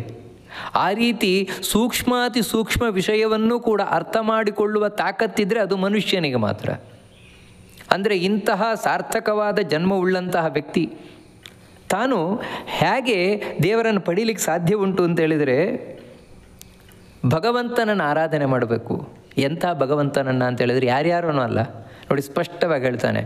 ದೇವರ ಬಗ್ಗೆ ನಮಗೆ ಎಂಥ ಜ್ಞಾನ ಇರಬೇಕು ಅಂತ ಹೇಳಿದರೆ, ಯತಃ ಭೂತಾನಾಂ ಸಮಸ್ತ ಜೀವರಾಶಿಗಳ ಪ್ರವೃತ್ತಿ ಅಂತ ಹೇಳಿದರೆ ಇಲ್ಲಿ ಪ್ರತಿಯೊಂದು ಚಟುವಟಿಕೆಯು ಯಾರಿಂದಾಗಿ ನಡೀತಾ ಇದೆಯೋ, ಏನ ಸರ್ವಮಿದಂ ತತಂ, ಯಾರಿಂದಾಗಿ ಇದಂ ಸರ್ವಂ ಇಡೀ ಜಗತ್ತು ವ್ಯಾಪಿಸಿಕೊಂಡಿದೆಯೋ. ಇದೆರಡು ಯಾಕೆ ಮುಖ್ಯವಾಗಬೇಕು ಅಂತ ಹೇಳಿದರೆ, ಜೀವನದಲ್ಲಿ ನಾವು ಯಾರಿಂದ ಏನೇನೇನೇನನ್ನು ಪಡಿತಾ ಇದ್ದೇವೆ ಅದೆಲ್ಲವೂ ಕೂಡ ದೇವರಿಂದ. ಯಾಕಂತ ಹೇಳಿದ್ರೆ ಅವನಿಂದಲೇ ಎಲ್ಲರ ಪ್ರವೃತ್ತಿ ಆಗ್ತಾ ಇರುವುದು, ಎಲ್ಲ ಥರ ಪ್ರವೃತ್ತಿ ಆಗ್ತಾ ಇರುವುದು. ಪ್ರವೃತ್ತಿ ಅಂತ ಹೇಳಿದ್ರೆ ನಡೆ, ಪ್ರತಿಯೊಂದರ ನಡೆ, ಪ್ರತಿಯೊಂದು ಮುಂದೆ ಹೋಗ್ತಾ ಇರುವುದು ದೇವರಿಂದಾಗಿ. ಅದಕ್ಕೆ ನನ್ನನ್ನು ಯಾರೋ ಅಮ್ಮ ಹೆತ್ತಲು, ಯಾರೋ ಅಮ್ಮ ಅಪ್ಪ ನನ್ನನ್ನು ಎಲ್ಲಿಗೆ ತಂದರು ಅಂತ ಹೇಳಿದರೆ ಅದು ಅವರಲ್ಲ, ಮತ್ತು ಅವರೊಳಗೆ ನಿಂತು ಪ್ರವೃತ್ತಿ ಮಾಡ್ತಾ ಇದ್ದವನು ಭಗವಂತ. ಅದರಿಂದಾಗಿ ಇವರು ಅಪ್ಪ ಅಮ್ಮ ಆದರು. ಅದಕ್ಕೆ ಮಾತೃದೇವೋ ಭವ ಪಿತೃದೇವೋ ಭವ ಅಂತ ಹೇಳೋದು. ತಾಯಿಯೇ ದೇವರು ತಂದೆಯೇ ದೇವರು ಅಂತಲ್ಲ, ತಾಯಿಯ ಒಳಗೆ ದೇವರಿದ್ದಾನೆ, ತಂದೆಯ ಒಳಗೆ ದೇವರಿದ್ದಾನೆ. ಅದೇ ರೀತಿ ಯಾರೋ ಗುರುಗಳು ನನಗೆ ಪಾಠ ಹೇಳಿಕೊಟ್ರು, ಅವರೊಳಗೆ ಕೂತವನಿವನೇ. ಯಾಕಂದರೆ ಅವರೊಳಗೆ ಪ್ರವೃತ್ತಿ ಮಾಡಿಸಿದವನು, ಅವರಲ್ಲಿ ನನಗೆ ಪಾಠ ಹೇಳುವಂತೆ ಪ್ರೇರಣೆ ಮಾಡಿದವನವನೇ, ಪಾಠ ಹೇಳಿಸಿದವನವನೇ, ಪಾಠ ಹೇಳಿದವನವನೇ. ಅದೇ ರೀತಿ ನನಗೆ ಜೀವನದಲ್ಲಿ ಯಾರ್ಯಾರೋ ಯಾವ್ಯಾವುದೋ ರೀತಿಯ ಸಹಾಯವನ್ನು ಮಾಡಿದ್ದಾರೆ, ಮಾಡ್ತಾ ಇದ್ದಾರೆ, ಮುಂದೆಯೂ ಮಾಡ್ತಾರೆ. ಅದೆಲ್ಲ ಯಾರಂದರೆ ಅವರ ಒಳಗೆ ಕೂತು ಎಲ್ಲವನ್ನ ಪ್ರವೃತ್ತಿ ಅಂದರೆ ಅದನ್ನು ಮಾಡಿಸ್ತಾ ಇರುವವನಿವನೇ ದೇವರೇ. ಅದಕ್ಕಾಗಿಯೇ ಆ ದೇವರನ್ನು ಆರಾಧನೆ ಮಾಡಬೇಕಾದದ್ದು. ಅಂದರೆ ಇದರಿಂದ ಕೃಷ್ಣ ಏನು ತಿಳಿಸ್ತಾನೆ ಅಂದರೆ, ದೇವರು ಏನೋ ಕೊಡ್ತಾನೆ ಅಂತ ನೀನು ದೇವರ ಆರಾಧನೆ ಮಾಡುವ ಅವಶ್ಯಕತೆ ಇಲ್ಲ. ಮತ್ತು ಕೊಡ್ತಾ ಇದ್ದಾನೆ, ಕೊಟ್ಟಿದ್ದಾನೆ ಅಂತ ದೇವರ ಆರಾಧನೆ ಮಾಡು. ಯಾಕಂದರೆ ಇಲ್ಲಿವರೆಗೆ ನೀನು ಜೀವನದಲ್ಲಿ ಏನೇನು ಪಡೆದಿದ್ಯಾ ಎಲ್ಲ ಅವನೇ ಕೊಟ್ಟದ್ದು, ಬೇರೆಯವರ ಮೂಲಕ. ಇವತ್ತು ಏನು ಪಡಿತಾ ಇದೆಯಾ ಅದು ಅವನಿಂದಲೇ, ಉಸಿರಾಟದಿಂದ ಹಿಡಿದು ಎಲ್ಲವೂ ಕೂಡ ಅವನಿಂದಲೇ. ಅದಕ್ಕೋಸ್ಕರ ಅಂಥ ಭಗವಂತನನ್ನು ಆರಾಧನೆ ಮಾಡಬೇಕು. ಇನ್ನೇನೆಂದರೆ ಏನ ಸರ್ವಮಿದಂ ತತಂ, ಯಾರಿಂದ ಇಡೀ ಜಗತ್ತು ವ್ಯಾಪಿಸಿಕೊಂಡು ಕೂತಿದೆ. ಅಂದರೆ ಅಣುರೇಣು ತೃಣಕಾಷ್ಟ ಅಂತ ಹೇಳ್ತೇವೆ, ಎಲ್ಲದರೊಳಗೆ ಕೂತಿದ್ದಾನಲ್ವ ದೇವರು, ಅವನ ಆರಾಧನೆ ಮಾಡಬೇಕು. ಅಲ್ಲ, ಕೂತಿರಲಿ, ಅವನು ಕೂತಿದ್ರೆ ನಾವು ಯಾಕೆ ಆರಾಧನೆ ಮಾಡಬೇಕು ಅಂತ ಹೇಳಿದ್ರೆ, ಅವನು ಯಾಕೋಸ್ಕರ ಕೂತಿದ್ದಾನೆ? ದೇವರಿಗೋಸ್ಕರ ಕೂತಿರೋದಲ್ಲ. ಯಾಕಂತ ಹೇಳಿದ್ರೆ ಅವನಿಗೆ ಎಲ್ಲದರ ಒಳಗೆ ಕೂತ್ಕೊಳ್ಳುವ ಚಟ ಅಲ್ಲ ದೇವರಿಗೆ. ಮತ್ತೇನು ಅಂದರೆ ನಮಗೋಸ್ಕರ ಕೂತಿದ್ದಾನೆ, ಈ ಜೀವನಿಗೋಸ್ಕರ, ನಮಗೋಸ್ಕರ ದೇವರು ಕೂತಿದ್ದಾನೆ. ಇಡೀ ಜಗತ್ತಿನ ಒಳಗೆ ಪ್ರತಿಯೊಂದು ಅಣುವಿನ ಒಳಗೆ ಕೂತಿದ್ದಾನೆ, ನಮಗೆ ಸಹಾಯವನ್ನು ಮಾಡುತ್ತಾ. ಹೀಗೆ ಪ್ರತಿಯೊಂದು ವಸ್ತುವಿನ ಒಳಗೆ ಕೂತು ನಮಗೆ ಸಹಾಯ ಮಾಡ್ತಾ ಇರುವಂತಹ, ಪ್ರತಿಯೊಂದು ಚಟುವಟಿಕೆಯನ್ನು ಮಾಡಿಸುವ ಮೂಲಕ ಸಹಾಯ ಮಾಡ್ತಾ ಇರುವಂತಹ ಆ ಭಗವಂತನನ್ನು ನಾವು ಆರಾಧನೆ ಮಾಡಬೇಕು. ಹೇಗೆ ಪೂಜೆ ಮಾಡುವುದೇ ಹೇಗೆ ನೋಡಿ, ಬಹಳ ಸುಂದರವಾಗಿ ಹೇಳ್ತಾನೆ ಇಲ್ಲಿ ಕೃಷ್ಣ. ಇದು ಯಾರು ಭಗವಂತನ ಅನುಗ್ರಹ ಪಡಿಬೇಕು ಅಂತ ಇಚ್ಛಿಸ್ತಾರೆ ಅವರು ಬಹಳ ಮುಖ್ಯವಾಗಿ ಅರ್ಥ ಮಾಡ್ಕೊಳ್ಬೇಕು. ಯಾಕಂದರೆ ಇಷ್ಟು ಹೊತ್ತು ಭಗವದ್ಗೀತೆ ಹೇಳಿದ್ದು ಅರ್ಥ ಆಗದೇ ಇದ್ದರೆ ಇದೊಂದಾದರೂ ಅರ್ಥ ಆದರೆ ಸಾಕು. ಏನಂದರೆ ಸ್ವಕರ್ಮಣ ತಮಭ್ಯರ್ಚ, ದೇವರ ಆರಾಧನೆ ಅಂತ ಹೇಳಿದರೆ ಬ್ರಾಹ್ಮಣರು ಮಾಡುವಾಗೆ ಬರೀ ಒಂದು ವಿಗ್ರಹ ಇಟ್ಕೊಂಡು ಅದಕ್ಕೆ ಮಂಗಳಾರತಿ ಮಾಡುವುದೇ ಆರಾಧನೆ ಅಲ್ಲ, ದೇವರ ಪೂಜೆ ಅಲ್ಲ. ಮತ್ತೇನು ಅಂದರೆ ಸ್ವಕರ್ಮಣ, ನಮ್ಮ ಪಾಲಿನ ಕರ್ಮ ಏನಿದೆ ಆ ಕರ್ಮ ಮಾಡುವುದೇ ದೇವರ ಪೂಜೆ. ಮತ್ತೇನಲ್ಲ. ನಮ್ಮ ಕರ್ಮ ಯಾವುದು ಅಂದರೆ ಅದೇ ಹಿಂದೆ ಹೇಳಿದ್ದು, ಬ್ರಾಹ್ಮಣ, ಕ್ಷತ್ರಿಯ, ವೈಶ್ಯ, ಶೂದ್ರ. ಪ್ರತಿಯೊಬ್ಬರಿಗೂ ಮತ್ತೇನು ಅಂದರೆ ಈ ಬ್ರಾಹ್ಮಣ, ಕ್ಷತ್ರಿಯ, ವೈಶ್ಯ, ಶೂದ್ರ ಅನ್ನೋದು ಸ್ವಾಭಾವಿಕವಾಗಿರುವುದಿದು. ಮತ್ತಿದು ಬರೀ ಗಂಡಸರಿಗೆ ಮಾತ್ರ ಸಂಬಂಧಪಟ್ಟದಲ್ಲ, ಮತ್ತು ಜೀವಕ್ಕೆ ಸಂಬಂಧ. ಅದು ಹೆಣ್ಣು ಜೀವ ಇರ್ಬೋದು, ಗಂಡು ಜೀವ ಇರ್ಬೋದು. ಯಾರಲ್ಲೇ ಈ ಕ್ವಾಲಿಟಿ ಕಂಡ್ರೆ ಅವರು ಆ ವರ್ಣಕ್ಕೆ ಸೇರಿದವರು. ಅವನು ಅದರ ಮೂಲಕ ದೇವರ ಆರಾಧನೆ ಮಾಡಬೇಕು. ಯಾಕಂದರೆ ಅದು ಅವನಿಗೆ ಇಷ್ಟ ಆಗಿರ್ತದೆ. ಯಾವತ್ತು ನಮಗೆ ಯಾವುದರಲ್ಲಿ ಇಂಟ್ರೆಸ್ಟ್ ಇರ್ತದೋ ಅದರಲ್ಲಿ ಮಾತ್ರ ನಮಗೆ ಇನ್ವಾಲ್ವ್ ಆಗ್ಲಿಕ್ಕೆ ಸಾಧ್ಯತೆ ಉಂಟು, ತೊಡಗಿಕೊಳ್ಳಿಕ್ಕೆ ಸಾಧ್ಯತೆ ಉಂಟು. ಇಂಟ್ರೆಸ್ಟ್ ಇಲ್ಲದೇ ಇದ್ದರೆ ಅದರಲ್ಲಿ ತೊಡಗಲಿಕ್ಕೆ ಆಗೋದೇ ಇಲ್ಲ. ಮತ್ತೇನೆಂದರೆ ಬಲಾತ್ಕಾರದಿಂದ ಎಳ್ಕೊಂಬರೋದಷ್ಟೇ. ಎಳ್ಕೊಂಡು ಬಂದರೂ ನಿಂತ್ಕೊಳ್ಳಲ್ಲ, ಅಲ್ಲಿ ಹೆಚ್ಚು ದಿನ ನಿಂತ್ಕೊಳ್ಳಲ್ಲ, ಹೆಚ್ಚು ಹೊತ್ತು ನಿಂತ್ಕೊಳ್ಳಲ್ಲ ನಮ್ಮ ಮನಸ್ಸು. ಅದೇ ರೀತಿ ಸ್ವಕರ್ಮಣ ಅಂತೇಳಿದರೆ ನನ್ನ ಸ್ವಾಭಾವಿಕವಾದ ಕರ್ಮ ಯಾವುದು. ಇವಾಗ ಅವನು ಬ್ರಾಹ್ಮಣ ಜೀವ ಆಗಿದ್ದರೆ ಆ ಬ್ರಾಹ್ಮಣನಿಗೆ ಸಂಬಂಧಪಟ್ಟ ಕರ್ಮ ಏನಿದೆ ಅದರ ಮೂಲಕ ದೇವರ ಆರಾಧನೆ ಮಾಡಬೇಕು. ಅಂಥವನಿಗೆ ಮಾತ್ರ ಸಂಬಂಧಪಟ್ಟದ್ದು ಯಾವುದು ಅಂತ ಹೇಳಿದ್ರೆ ವಿಗ್ರಹದಲ್ಲಿ ಪೂಜೆಯನ್ನು ಮಾಡುವುದು, ದೇವಸ್ಥಾನದಲ್ಲಿ ಪೂಜೆ ಮಾಡುವುದು, ಜಪ ಮುಂತಾದವುಗಳನ್ನು ಮಾಡುವುದು. ಯಾಕಂದರೆ ಇಲ್ಲಿ ಪೂಜೆ ಅಂತ ಹೇಳಿದುಕೊಳ್ಳ ನಾವು ತಿಳ್ಕೊಳ್ಬೇಕಾದದ್ದು ಏನು ಅಂತ ಹೇಳಿದ್ರೆ, ಪೂಜೆ ಅಂದರೆ ಗೌರವಿಸುವುದು ದೇವರನ್ನು, ದೇವರಿಗೆ ಕೃತಜ್ಞತೆಯನ್ನು ಅರ್ಪಿಸುವುದು, ದೇವರ ದೊಡ್ಡತನವನ್ನು ಒಪ್ಪಿಕೊಂಡು ಅವನಿಗೆ ಕೃತಜ್ಞತೆಯನ್ನು ಅರ್ಪಿಸುವುದು ಪೂಜೆ. ಆ ಕೃತಜ್ಞತೆಯನ್ನು ಅರ್ಪಿಸುವುದು ಹೇಗೆ ಅದನ್ನು ದೇವರು ಹೇಳ್ಕೊಟ್ಟಿದ್ದಾನೆ ನಮಗೆ. ನೋಡಪ್ಪ, ನೀನು ಹೀಗೆ ಮಾಡಿದರೆ ನನಗೆ ಕೃತಜ್ಞತೆ ಅರ್ಪಿಸಿದ ಹಾಗೆ ಅಂತ. ಹೊರತು ಎಲ್ಲರೂ ಆರತಿ ಇಟ್ಟುಕೊಂಡು ಮಂಗಳಾರತಿ ಮಾಡುವುದೇ ದೇವರಿಗೆ ನಾನು ಪೂಜೆ ಮಾಡುವುದು ಅಂತ ತಿಳ್ಕೊಂಡ್ರೆ ಮೂರ್ಖತನ. ಹಾಗಲ್ಲ. ಮತ್ತೇನೆಂದರೆ ಆ ರೀತಿಯ ಆರಾಧನೆ ಬ್ರಾಹ್ಮಣನಿಗೆ ಮಾತ್ರ ಹೇಳಿರುವಂಥದ್ದು. ಅದು ಹೊರಗಿನ ಆರಾಧನೆಗಿಂತಲೂ ಅವನಿಗೂ ಒಳಗಿನದ್ದು ಮುಖ್ಯ. ಒಳಗಿನದ್ದು ಮಾಡಿ ಹೊರಗೆ ಮಾಡಬೇಕಾದದ್ದು ಅವನು. ಅದೇ ರೀತಿ ಒಬ್ಬ ಕ್ಷತ್ರಿಯನಿಗೆ ದೇವರ ಪೂಜೆ ಯಾವುದು? ಸ್ವಕರ್ಮಣ, ಅವನ ಕರ್ಮ. ಅದೇನು ಅಂತ ಹೇಳಿದ್ರೆ ರಾಜ್ಯಪಾಲನೆ ಮಾಡೋದು, ರಾಜ್ಯಭಾರ ಮಾಡೋದೇ ಅವನ ಪೂಜೆ. ಅದಕ್ಕೋಸ್ಕರ ಒಬ್ಬ ರಾಜನಾದವನು ಬ್ರಾಹ್ಮಣನಾಗೆ ಮಧ್ಯಾಹ್ನದ ತನಕ ನಾನು ದೇವ್ರ ಗುಡಿ ಒಳಗೆ ಮೂಗಿಡ್ಕೊಂಡು ಪೂಜೆ ಮಾಡ್ಕೊಂಡು ಕೂರ್ತೇನೆ ಅಂತ ಹೇಳಿದ್ರೆ ಪಾಪಿ ಆಗ್ತಾನು, ಅವನು ರಾಜ ಆಗಲ್ಲ ಅವನು. ಕಾರಣ ಏನಂತ ಹೇಳಿದ್ರೆ ಇಲ್ಲಿ ರಾಜ್ಯದಲ್ಲಿ ನೋಡ್ಕೊಳ್ಬೇಕಾದದ್ದು ಅವನ ಕರ್ತವ್ಯ. ಅದನ್ನು ಬಿಟ್ಟು ಮೂಗಿಡ್ಕೊಂಡು ನಾನು ಎಲ್ಲ ಮರೆತು ದೇವರೊಳಗೆ ಕೂತ್ಕೊಂಡ್ಬಿಡ್ತೇನೆ, ಏನಾದರೂ ಮಾಡ್ಕೊಂಡು ಹೋಗಲಿ ಅಂತ ಹೇಳಿದ್ರೆ ಅವನು ರಾಜ ಆಗೋದೇ ಇಲ್ಲ ಅವನು. ನೋಡಿ, ಆ ಕಾರಣದಿಂದಾಗಿ ಅವನು ಮಾಡುವ ಪೂಜೆ ಯಾವುದು ಅಂತ ಹೇಳಿದ್ರೆ ಪ್ರಜಾರಕ್ಷಣೆ.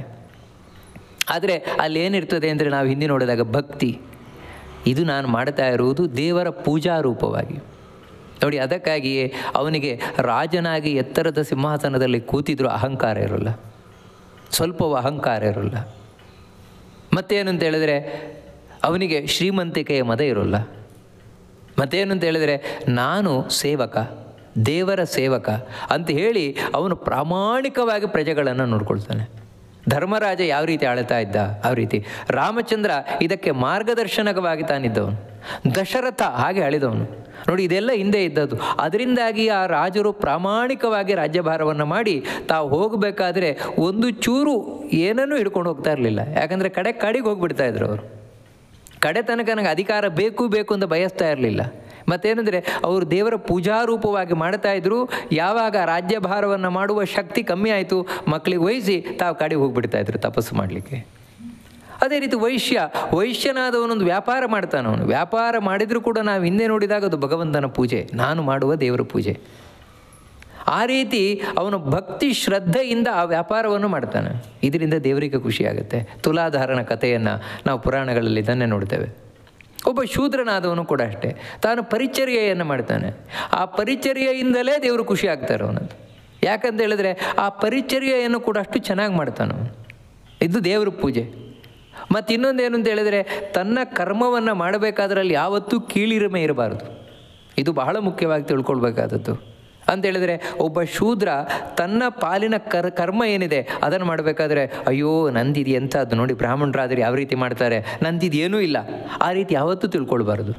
ಮತ್ತೇನಂತ ಹೇಳಿದ್ರೆ ಇದು ನಾನು ಮಾಡುವ ದೇವರ ಪೂಜೆ. ಅಂದರೆ ದೇವರು ಯಾವುದು ಮೆಚ್ಚಿಕೊಳ್ತಾನೋ ಅದೆಲ್ಲ ದೊಡ್ಡದೇ. ಅಂದರೆ ಬ್ರಾಹ್ಮಣ ಅವನಿಗೆ ವಿಹಿತವಾದದ್ರಿಂದ ಯಾವ ರೀತಿ ದೇವರು ಪೂಜೆ ಮಾಡಿದರೆ ದೇವರು ಮೆಚ್ಚಿಕೊಳ್ತಾನೋ ಅದೇ ರೀತಿ ಶೂದ್ರನಾದವನು ತಾನು ದೇವರ ಪೂಜೆ ಮಾಡಿದರೆ ಹಾಗೆಯೇ ದೇವರು ಮೆಚ್ಚಿಕೊಳ್ತಾನೆ. ಇಬ್ಬರನ್ನು ಒಂದೇ ರೀತಿ ದೇವರು ನೋಡ್ತಾನೆ. ಯಾಕಂತ ಹೇಳಿದ್ರೆ ದೇವರು ಹೇಳುವುದೇನೆಂದರೆ ನನ್ನ ಆಜ್ಞೆಯನ್ನು ಪಾಲನೆ ಮಾಡು. ನನ್ನ ಆಜ್ಞೆಯನ್ನು ಪಾಲನೆ ಮಾಡುವ ಪ್ರತಿಯೊಬ್ಬರೂ ಶ್ರೇಷ್ಠರೇ. ಅವರನ್ನು ದೇವರು ಒಂದೇ ರೀತಿಯಿಂದ ನೋಡ್ತಾನೆ, ಹಾಗೆ ಅನುಗ್ರಹವನ್ನು ಮಾಡ್ತಾನೆ. ಹಿಂದೆ ಹೀಗೆ ಅನುಗ್ರಹವನ್ನು ಪಡಿತಾ ಇದ್ದದ್ದು. ಶೂದ್ರ ಅಂದರೆ ಜೀವನಲ್ಲಿ ಯಾರು ಶೂದ್ರನಾಗಿದ್ದಾನೆ ಅವನು ಶೂದ್ರ ಕರ್ಮವನ್ನು ಮಾಡ್ತಾ ಅದರಲ್ಲಿ ದೇವರನ್ನು ಕಾಣ್ತಾ ದೇವರಿಗೆ ಇದರಿಂದ ತೃಪ್ತಿಯಾಗಲಪ್ಪ ಅಂತ ಹೇಳ್ತಾ ಅವನು ದೇವರನ್ನು ಮೆಚ್ಚಿಸ್ತಾ ಇದ್ದ. ಕ್ಷತ್ರಿಯ ಹಾಗೆ ದೇವರನ್ನು ಮೆಚ್ಚಿಸ್ತಾ ಇದ್ದ. ಅದನ್ನು ಇಲ್ಲಿ ಕೃಷ್ಣ ಅರ್ಜುನನಿಗೆ ಹೇಳ್ತಾ ಇರುವುದೇ ಅದನ್ನು. ಯಾಕಂದರೆ ಅರ್ಜುನನು ತಪ್ಪು ಮಾಡ್ಕೊಂಡು ಹೊರಟಿದ್ದ, ನಾನು ಯುದ್ಧ ಮಾಡೋಲ್ಲ. ಯಾಕೆ ಯುದ್ಧ ಮಾಡಬೇಕು? ಯುದ್ಧ ಮಾಡಿ ಸಾವಿರಾರು ಜನರನ್ನು ಕೊಲ್ಲುವುದಕ್ಕಿಂತ ಎಲ್ಲೋ ಹೋಗಿ ಭಿಕ್ಷೆ ಬೇಡ್ಕೊಂಡು ತಪಸ್ ಮಾಡ್ಕೊಂಡಿರೋದು ಒಳ್ಳೇದಲ್ವಾ? ಅಂದರೆ ಭಿಕ್ಷೆ ಬೇಡ್ಕೊಂಡು ತಪಸ್ ಮಾಡ್ಕೊಂಡಿರೋದು ಬ್ರಾಹ್ಮಣರಿಗೆ ಸಂಬಂಧಪಟ್ಟದ್ದು. ಅದನ್ನು ನಾನು ಮಾಡ್ತೇನೆ ಅಂತ ಹೊರಟಿದ್ದಾನೆ. ನಿನಗದು ಹೇಳಿದ್ದಲ್ಲ, ನಿನ್ನ ಪೂಜೆ ಅದಲ್ಲ, ನಿನ್ನ ಪೂಜೆ ರಣರಂಗದಲ್ಲಿ. ರಣರಂಗದಲ್ಲಿ ಅಧರ್ಮದ ವಿರುದ್ಧವಾಗಿ ಹೋರಾಟ ಮಾಡುವುದೇ ನಿನ್ನ ಪೂಜೆ ಅಂತ ಹೇಳಿ ನೆನಪು ಮಾಡ್ತಾ ಇದ್ದಾನೆ. ಅದಕ್ಕೋಸ್ಕರವೇ ಸ್ವಕರ್ಮಣ ಅಂತ ಹೇಳ್ತಾರೆ. ತಮ್ಮ ಅಭ್ಯರ್ಚ್ಯ ಆ ಭಗವಂತನನ್ನು ತಾನು ಬಹಳ ರೀತಿಯಿಂದ ಪೂಜಿಸಿ ಒಬ್ಬ ಮನುಷ್ಯನು ಸಿದ್ಧಿಯನ್ನು ಪಡಿತಾನೆ. ಅಂದರೆ ಸಿದ್ಧಿ ಅಂತ ಹೇಳಿದರೆ ಜ್ಞಾನ, ನಾವು ಹಿಂದೆ ಹೇಳಿದ ಹಾಗೆ ಜ್ಞಾನ. ಚೆನ್ನಾಗಿ ದೇವರ ಬಗ್ಗೆ ಅರ್ಥ ಮಾಡಿಕೊಂಡು ದೇವರನ್ನು ಕಾಣ್ತಾನೆ. ಇದು ಹೇಳ್ತಾ ಇನ್ನೂ ಒಂದು ಒತ್ತು ಕೊಟ್ಟು ಹೇಳ್ತಾನೆ. ಯಾಕಂದರೆ ಇಲ್ಲಿ ಸ್ವಕರ್ಮಣ ಅಂತ ಹೇಳಿದ, ಅದು ಅರ್ಥ ಆಗದೇ ಇದ್ದರೆ ಅದಕ್ಕೆ ಅದನ್ನು ಬಿಡಿಸಿ ಇನ್ನು ಹೇಳ್ತಾನೆ. ಶ್ರೇಯಾನ್ ಸ್ವಧರ್ಮೋ ವಿಗುಣಃ ಪರಧರ್ಮ ಸ್ವನುಷ್ಠಿತಾತ್ ಸ್ವಭಾವನಿಯತಂ ಕರ್ಮ ಕುರ್ವನ್ನಾಪ್ನೋತಿ ಕಿಲ್ಬಿಷಂ. ಶ್ರೇಯಾನ್ ಸ್ವಧರ್ಮೋ ವಿಗುಣಃ. ಅರ್ಜುನ, ನನ್ನ ಪಾಲಿನ ಕರ್ಮ ಧರ್ಮ ಸ್ವಭಾವ ವಿಹಿತವಾದದ್ದು, ಅದು ಶ್ರೇಯ ಅಂತೇಳಿದರೆ, ಶ್ರೇಯ ಅಂದರೆ ಮೇಲಕ್ಕೇರಿಸುವಂಥದ್ದು ಅಂತ, ನನ್ನನ್ನು ಮೇಲಕ್ಕೆ ತೊಗೊಂಡೋಗುವಂಥದ್ದು. ಅದೇ ಅಲ್ಲ, ನನಗೆ ಗೊತ್ತಿಲ್ಲ ಅದು ಹೇಗೆ ಮಾಡುವುದು ಅಂತ ಗೊತ್ತಿಲ್ಲ. ವಿಗುಣ ಅಂತೇಳಿದರೆ ಅದರಲ್ಲಿ ದೋಷ ಇದೆ, ಸರಿ ಇಲ್ಲ, ಅದು ದೋಷ ಇದೆ. ಹಾಗಿದ್ದರೂ ಕೂಡ ಅದೇ ಶ್ರೇಯಸ್ಕರವಾಗಿರುವಂಥದ್ದು. ಪರಧರ್ಮೋ ಭಯಾವಹ. ಅದು ಬಿಟ್ಟು ನಾನು ಇನ್ನೊಂದು ಧರ್ಮವನ್ನು, ಅಂದರೆ ನನಗೆ ಯಾವುದು ಸಂಬಂಧ ಪಡದ್ದೋ ಅದನ್ನು ಮಾಡಲಿಕ್ಕೆ ಹೋಗ್ತೇನೆ. ಯಾಕೆ ಅಂತ ಹೇಳಿದ್ರೆ ಅದು ಚೆನ್ನಾಗಿದೆ, ಅದನ್ನು ನಾನು ಮಾಡಲಿಕ್ಕೆ ಹೋಗ್ತೇನೆ. ಇವಾಗ ಉದಾಹರಣೆಗಳಿಗಾದರೆ ಒಬ್ಬ ಶೂದ್ರ, ಅಯ್ಯೋ ಶೂದ್ರ ಜಾತಿಯಲ್ಲಿ ಏನಿದೆ ನೋಡಿ, ಬ್ರಾಹ್ಮಣರಾದರೆ ಯಾವ ರೀತಿ ದೇವರಿಗೆ ಅವ್ರು ನಿಜವಾಗ್ಲೂ ಪೂಜೆ ಮಾಡ್ತಾರೆ, ಮಡಿ ಮಾಡ್ತಾರೆ, ಅದು ಮಾಡ್ತಾರೆ, ಇದು ಮಾಡ್ತಾರೆ, ಇಷ್ಟೆಲ್ಲ ಮಾಡ್ತಾರೆ. ಈ ಶೂದ್ರ ಜಾತಿಯಲ್ಲಿ ಏನಿದೆ? ಏನಿಲ್ಲ. ಅದಕ್ಕೋಸ್ಕರ ನಾನು ಈ ಶೂದ್ರ ಕರ್ಮವನ್ನು ಬಿಟ್ಟು ಬ್ರಾಹ್ಮಣ ಕರ್ಮ ಮಾಡಲಿಕ್ಕೆ ಹೋಗ್ತೇನೆ ಅಂತ ಒಂದೊಮ್ಮೆ ಹೊರಟ ಅಂತ ಹೇಳಿದರೆ ಇಲ್ಲ. ನೀನು ಶೂದ್ರ ಜೀವನಾಗಿದ್ದು ನೀನು ಬ್ರಾಹ್ಮಣನಿಗೆ ಸಂಬಂಧಪಟ್ಟದ್ದು ನೀನು ಮಾಡಿದೆ ಅಂತ ಹೇಳಿದರೆ ನಿಜವಾಗ್ಲೂ ನಿನಗೆ ಮೈನಸ್ಸೇ ಆಗತ್ತೆ ಹೊರತು ಪ್ಲಸ್ ಆಗಲ್ಲ ಅಲ್ಲಿ. ಅದಕ್ಕೆ ಹೇಳ್ತಾ ಇರೋದು. ಆದರೆ ಅಲ್ಲೋ ಆಗಿದರೆ ಈ ನಾವು ಶೂದ್ರನಾಗಿ ಹುಟ್ಟಿ, ಇಲ್ಲ, ವಾಸ್ತವಿಕವಾಗಿ ನೀನು ತಿಳ್ಕೊಂಡಿದ್ಯಾ ಶೂದ್ರ ಜನ್ಮದಲ್ಲಿ ಬರೋದು ಕಳಪೆ ಅಂತ. ಕಳಪೆ ಅಲ್ಲ ಅದು. ಯಾಕಂತ ಹೇಳಿದ್ರೆ ಅದು ಶ್ರೇಷ್ಠವಾದದ್ದೇ. ಒಬ್ಬ ಶೂದ್ರ ಜೀವನಿಗೆ ಶೂದ್ರನಾಗಿ ಬಂದು ಸಾಧನೆ ಮಾಡುವಂಥದ್ದೇನಿದೆ ಶ್ರೇಷ್ಠವೇ ಅದು ಅವನಿಗೆ. ಪರಧರ್ಮ ಸ್ವನುಷ್ಠಿತ. ನೀನು ಇನ್ನೊಂದು ಧರ್ಮವನ್ನು ಚೆನ್ನಾಗಿ ನೀನು ಅನುಷ್ಠಾನ ಮಾಡಲಿಕ್ಕೆ ಸಾಧ್ಯ ಇರ್ಬೋದು, ಚೆನ್ನಾಗಿ ತಿಳ್ಕೊಂಡು ಮಾಡಲಿಕ್ಕೆ ಸಾಧ್ಯ ಇರ್ಬೋದು. ಹಾಗಿದ್ರೂ ಮಾಡಲಿಕ್ಕೆ ಹೋಗಬೇಡ ನೀನು. ಕಾರಣ ಏನು ಅಂತ ಹೇಳಿದರೆ, ನೀನು ಎಷ್ಟು ಅಲ್ಲೂ ಹೋದರೂ ಕೂಡ ನಿನಗೆ ಇನ್ವಾಲ್ವ್ಮೆಂಟ್ ಬರಲ್ಲ ಅಲ್ಲಿ. ಯಾವತ್ತೂ ನನಗೆ ಯಾವುದು ಇಷ್ಟವೋ ಅದು ಕಷ್ಟ ಆಗಿದ್ದರೂ ನಾನು ಅದರಲ್ಲಿ ಇಷ್ಟದಿಂದ ತೊಡಗಿಕೊಳ್ತೇನೆ. ಅದು ಬಿಟ್ಟು ಅದು ಸುಲಭ ಆಗಿದೆಯಪ್ಪ, ಅದು ಸುಲಭವಾಗಿದೆ, ಅದನ್ನು ನಾನು ಮಾಡಿಬಿಡ್ತೇನೆ, ಚೆನ್ನಾಗಿ ಮಾಡಲಿಕ್ಕಾಗತ್ತೆ ಅಂತ ಸುಲಭ ಅಂತ ನಾನು ಅಲ್ಲಿ ಹೋದರೂ ಕೂಡ ಒಂದೊಮ್ಮೆ ನನಗೆ ಒಳಗಿನಿಂದ ಅದರ ಬಗ್ಗೆ ಇಂಟ್ರೆಸ್ಟ್ ಇಲ್ಲದೇ ಇದ್ದರೆ ಆಗೋಲ್ಲ. ಅಯ್ಯೋ ಇದಕ್ಕಿಂತ ಅದೇ ಆಗ್ಬೋದು ಆಯ್ತಪ್ಪ ಅಂತ ಕಾಣಿಸ್ತದೆ. ನಿಮಗೆ ಉದಾಹರಣೆಗೆ ಹೇಳುವುದಾಗಿದ್ದರೆ, ಇವಾಗ ಒಬ್ಬನಿಗೆ ಸಣ್ಣಲ್ಲಿಂದಲೂ ಕಲ್ಲಿನಲ್ಲಿ, ಅಂದರೆ ಈ ಉರುಳು ಕಲ್ಲೇನಿದೆ, ಈ ಕಲ್ಲಲ್ಲಿ ಅರೆದು ಹಿಂದೆ ಮಾಡ್ತಾಯಿದ್ರು, ರುಬ್ಬುವ ಕಲ್ಲಿನಲ್ಲಿಯೇ ರುಬ್ಬಿ ಅಭ್ಯಾಸ ಅವನಿಗೆ. ಆಮೇಲೆ ಅವನಿಗೆ ಮಿಕ್ಸಿ ಕೊಟ್ಟರು, ಗ್ರೈಂಡ್ರು ಕೊಟ್ಟರು, ನೀನು ಮಾಡಪ್ಪ ಇದರಲ್ಲಿ ಸುಲಭ ಆಗುತ್ತೆ ನಿನಗೆ ಅಂತ. ನೋಡಿ, ಕಷ್ಟವೇ ಇಲ್ಲ. 1 ಗಂಟೆ ರುಬ್ಬಿನ ಕಲ್ಲಲ್ಲಿ ಏನು ರುಬ್ತಾ ಮಾಡಬೇಕಿತ್ತು, ಅದಿಲ್ಲ 10 ನಿಮಿಷದಲ್ಲಿ ಆಗೋಗುತ್ತೆ ಅವನಿಗೆ. ಹೌದು, 10 ನಿಮಿಷದಲ್ಲೇ ಮಾಡ್ತಾನೆ ಅವನು, ಮಾಡ್ತಾ ಇದ್ದಾನೆ. ಆದರೆ ನೀವು ಅವನ ಹತ್ರ ಕೇಳಿದರೆ ಏನಪ್ಪ ಖುಷಿಯಾಗಿದೆಯಾ ಏನಂದರೆ, ಅಯ್ಯೋ ಏನು ಸ್ವಾಮಿ, ಅದರಲ್ಲಿದ್ದೊಂದು ಖುಷಿಯೇ ಬೇರೆ. ಕಲ್ಲಲ್ಲಿ ರುಬ್ಬಿ ಮಾಡ್ತಾ ಇದ್ರಲ್ಲ ಅವಾಗೊಂದು ಅಡುಗೆ ರುಚಿಯೇ ಬೇರೆ, ಅದು ಮಾಡ್ತಾ ಇದ್ದದ್ದೇ ಬೇರೆ. ಅವಾಗ ಅದೆಲ್ಲ ಇದರಲ್ಲೆಲ್ಲಿ ಬರುತ್ತೆ, ಏನೋ ಒಂದು ಮಾಡಬೇಕು, ಮಾಡೋದಷ್ಟೇ ಅಂದರೆ. ನೋಡಿ, ವಾಸ್ತವಿಕವಾಗಿ ಅವನಿಗೆ ಇಂಟ್ರೆಸ್ಟ್ ಯಾವುದರಲ್ಲಿರುವುದು ಅಂತ ಹೇಳಿದ್ರೆ ಕಲ್ಲಲ್ಲಿ ರುಬ್ಬಿ ಅಡುಗೆ ಮಾಡೋದಿಗೆ ಇಂಟ್ರೆಸ್ಟ್ ಅವನಿಗೆ ಇಂಟ್ರೆಸ್ಟೇ ಅದು. ಆದರೆ ಏನಂದರೆ ಸುಲಭ ಆಗತ್ತೆ ಅಂದರೆ ಅದ್ರಲ್ಲಿ ತೊಡಗಿಕೊಂಡಿದ್ದಾನೆ. ತೊಡಗಿಕೊಂಡ್ರೂ ಕೂಡ ಅದರಲ್ಲಿ ಇನ್ವಾಲ್ವ್ಮೆಂಟ್ ಇರೋಲ್ಲ ಅವನಿಗೆ. ಮಾಡಬೇಕಲ್ಲ ಅಂತ ಮಾಡ್ತಾ ಇರ್ತಾನಷ್ಟೇ. ಅದೇ ಅವನಿಗೆ ಕಲ್ಲು ಕೊಡಿ, ಕಲ್ಲು ಕೊಟ್ಟರೆ ರುಬ್ಬಿ ಚೆನ್ನಾಗಿ ಮಾಡ್ತಾನೆ ಅವನು. ಕಾರಣ ಏನಂದರೆ ಅದರಲ್ಲಿ ಇಂಟ್ರೆಸ್ಟ್ ಇದೆ ಅವನಿಗೆ. ಆ ಕಾರಣ ಅಂದರೆ ಕಷ್ಟ ಆದರೂ ಕೂಡ ಅದರಲ್ಲಿ ಒಂದು ಇಂಟ್ರೆಸ್ಟ್ ಇದೆ, ಅದಕ್ಕಾಗಿ ಖುಷಿ ಆಗತ್ತೆ ಅವನಿಗೆ. ಇದೇ ರೀತಿ ಒಬ್ಬ ವ್ಯಕ್ತಿ ಅವನಿಗೆ ಯಾವುದರಲ್ಲಿ ನಿಜವಾಗ್ಲೂ ಇಂಟ್ರೆಸ್ಟ್ ಇದೆ ಅಂದರೆ ಈ 4 ವರ್ಣದಲ್ಲಿ ಅದರಲ್ಲೇ ತೊಡಗಿ ಅವನು ಸಾಧನೆಯನ್ನು ಮಾಡಬೇಕಾದದ್ದು. ಅಂದರೆ ತನ್ನ ಯಾವ ವರ್ಣ ಇದೆಯೋ ಅದಕ್ಕನುಗುಣವಾಗಿ, ಅಂದರೆ ಹೊರಗಿನ ಜಾತಿಯದ್ದು ಬಿಡಬಾರ್ದು. ನಾವು ಹಿಂದೆ ನೋಡಿದಾಗೆ ತನ್ನ ಒಳಗೆ ಏನು ಜೀವನಲ್ಲೇನಿದೆ ಅದನ್ನು ಬಿಡಬಾರ್ದು. ಬಿಡದ ಹಾಗೆ ತಾನು ಮಾಡಬೇಕಾದದ್ದು ಹೊರತು ಸುಲಭ ಆಗಿದೆ ಅಂತ ಇನ್ನೊಂದು ಮಾಡಲಿಕ್ಕೆ ಹೋಗಬಾರ್ದು. ಅದರಲ್ಲಿ ಇನ್ವಾಲ್ವ್ಮೆಂಟ್ ಬರೋಲ್ಲ. ನೋಡಿ, ಈ ಕಾರಣದಿಂದಾಗಿ ನಾವು ಯಾವುದೇ ಒಂದು ಕರ್ಮ ಮಾಡಿದರೂ ಕೂಡ ಕಡೆಗೆ ದೇವರಿಗೆ ಅರ್ಪಣೆ ಮಾಡಬೇಕಾದ್ರೆ ಒಂದು ಮಂತ್ರ ಹೇಳ್ತೇವೆ.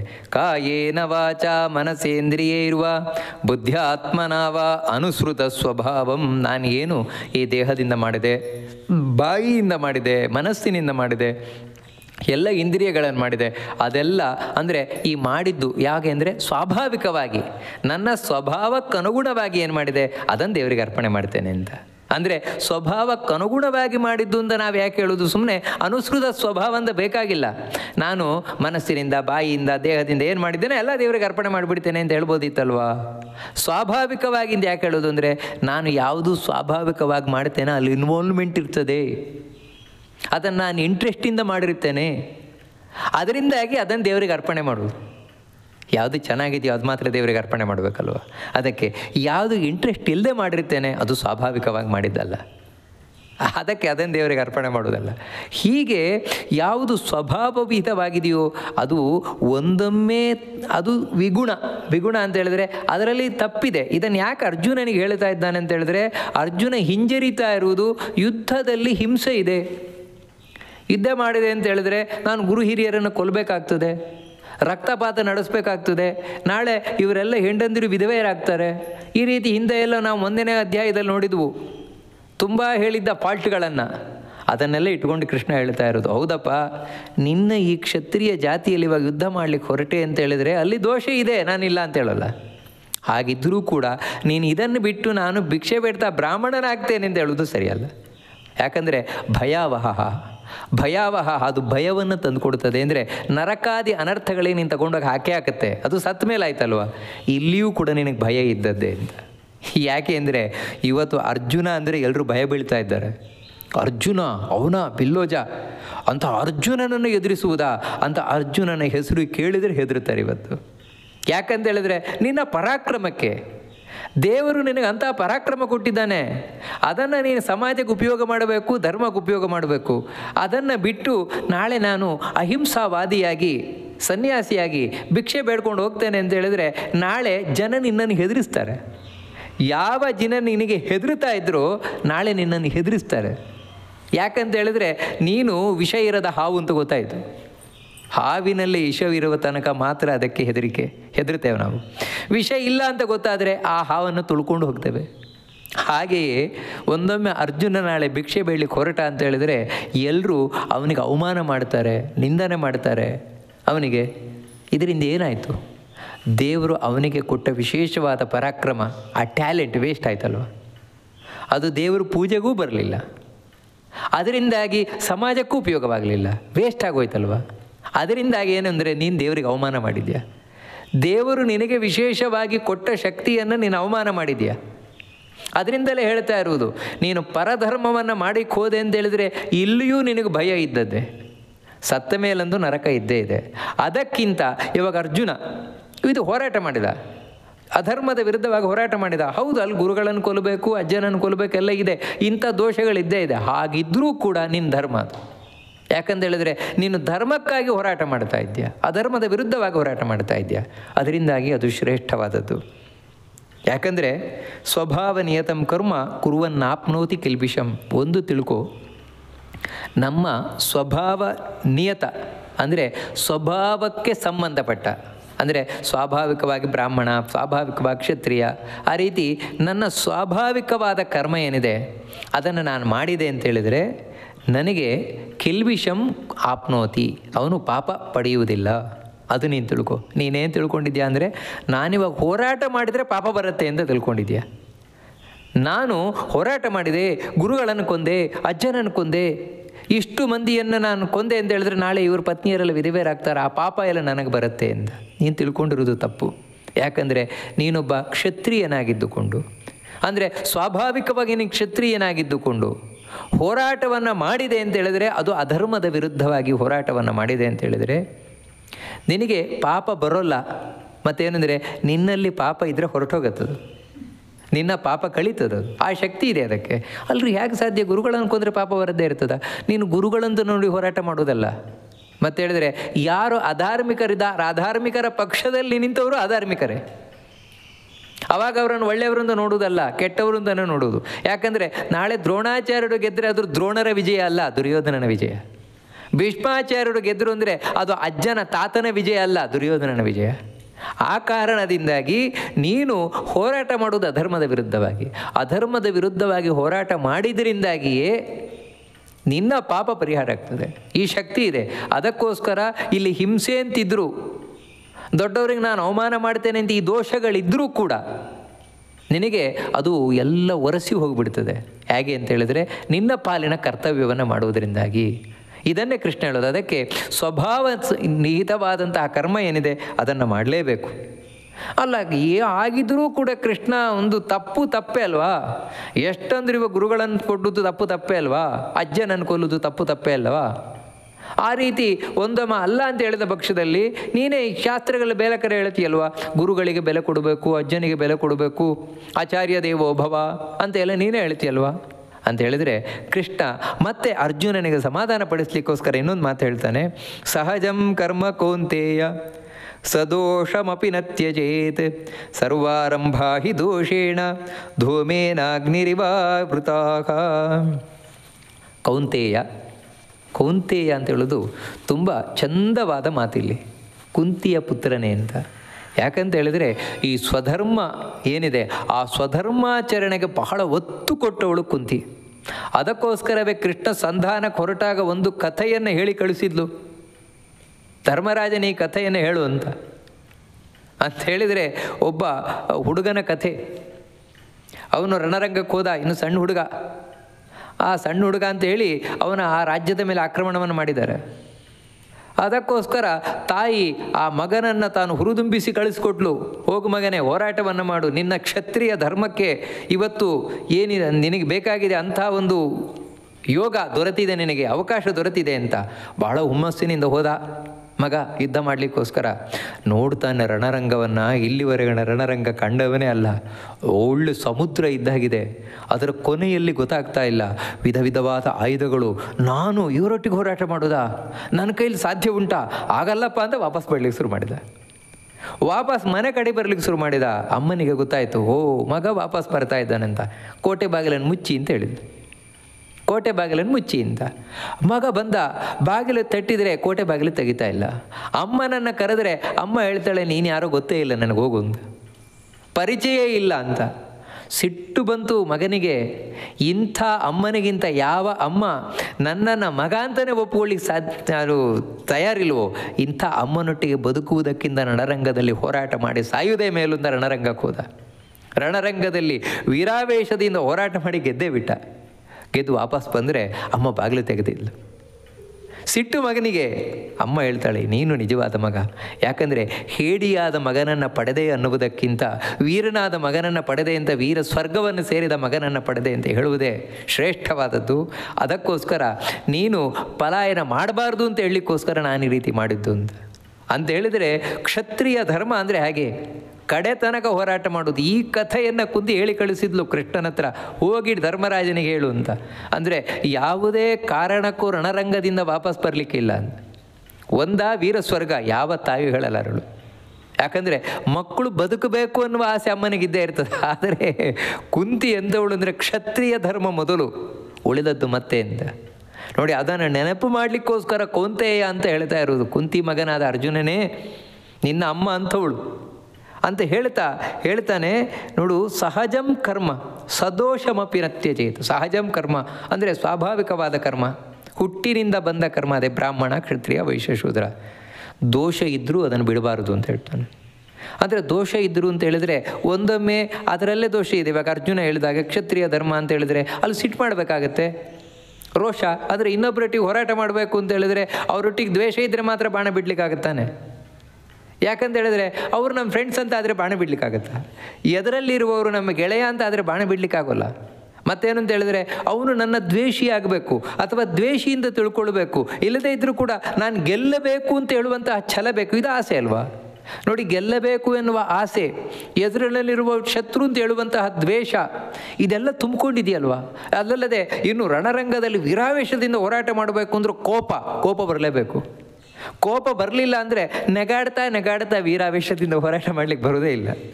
ನೋಡಿ, ಅದಕ್ಕೋಸ್ಕರ ಆ ರೋಷ ಹೆಚ್ಚಿದಷ್ಟು ಕೂಡ ಅದೆಲ್ಲಿವರೆಗೆ ಅಂದರೆ ಅದಕ್ಕಾಗಿಯೇ ಯುದ್ಧದಲ್ಲಿ ಹೇಳ್ತಾರೆ, ಮೈಯಲ್ಲಿ ಎಷ್ಟು ಗಾಯ ಆಗತ್ತೆ, ರಕ್ತ ಎಷ್ಟು ಚಿಮ್ಮತ್ತೆ, ಅಷ್ಟು ಇನ್ನೂ ಸಿಟ್ಟು ಹೆಚ್ಚಾಗಿ ವೀರಾವೇಶದಿಂದ ಹೋರಾಟ ಮಾಡ್ತಾರಂತೆ. ಹಾಗಿದ್ರೆ ಕೋಪ ಇದೆಯಲ್ವಾ? ನೋಡಿ, ಯುದ್ಧ ಮಾಡಬೇಕಾದ್ರೆ ಕಾಮ ಇದೆ, ಕ್ರೋಧ ಇದೆ, ದ್ವೇಷ ಇದೆ, ಇದೆಲ್ಲ ದೋಷಗಳಿದೆಯಲ್ವಾ?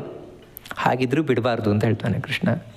ಕಾರಣ ಏನು ಅಂತ ಹೇಳಿದ್ರೆ ಅದು ಸಹಜವಾದ ಕರ್ಮ, ಹುಟ್ಟಿನಿಂದ ಬಂದ ಕರ್ಮ.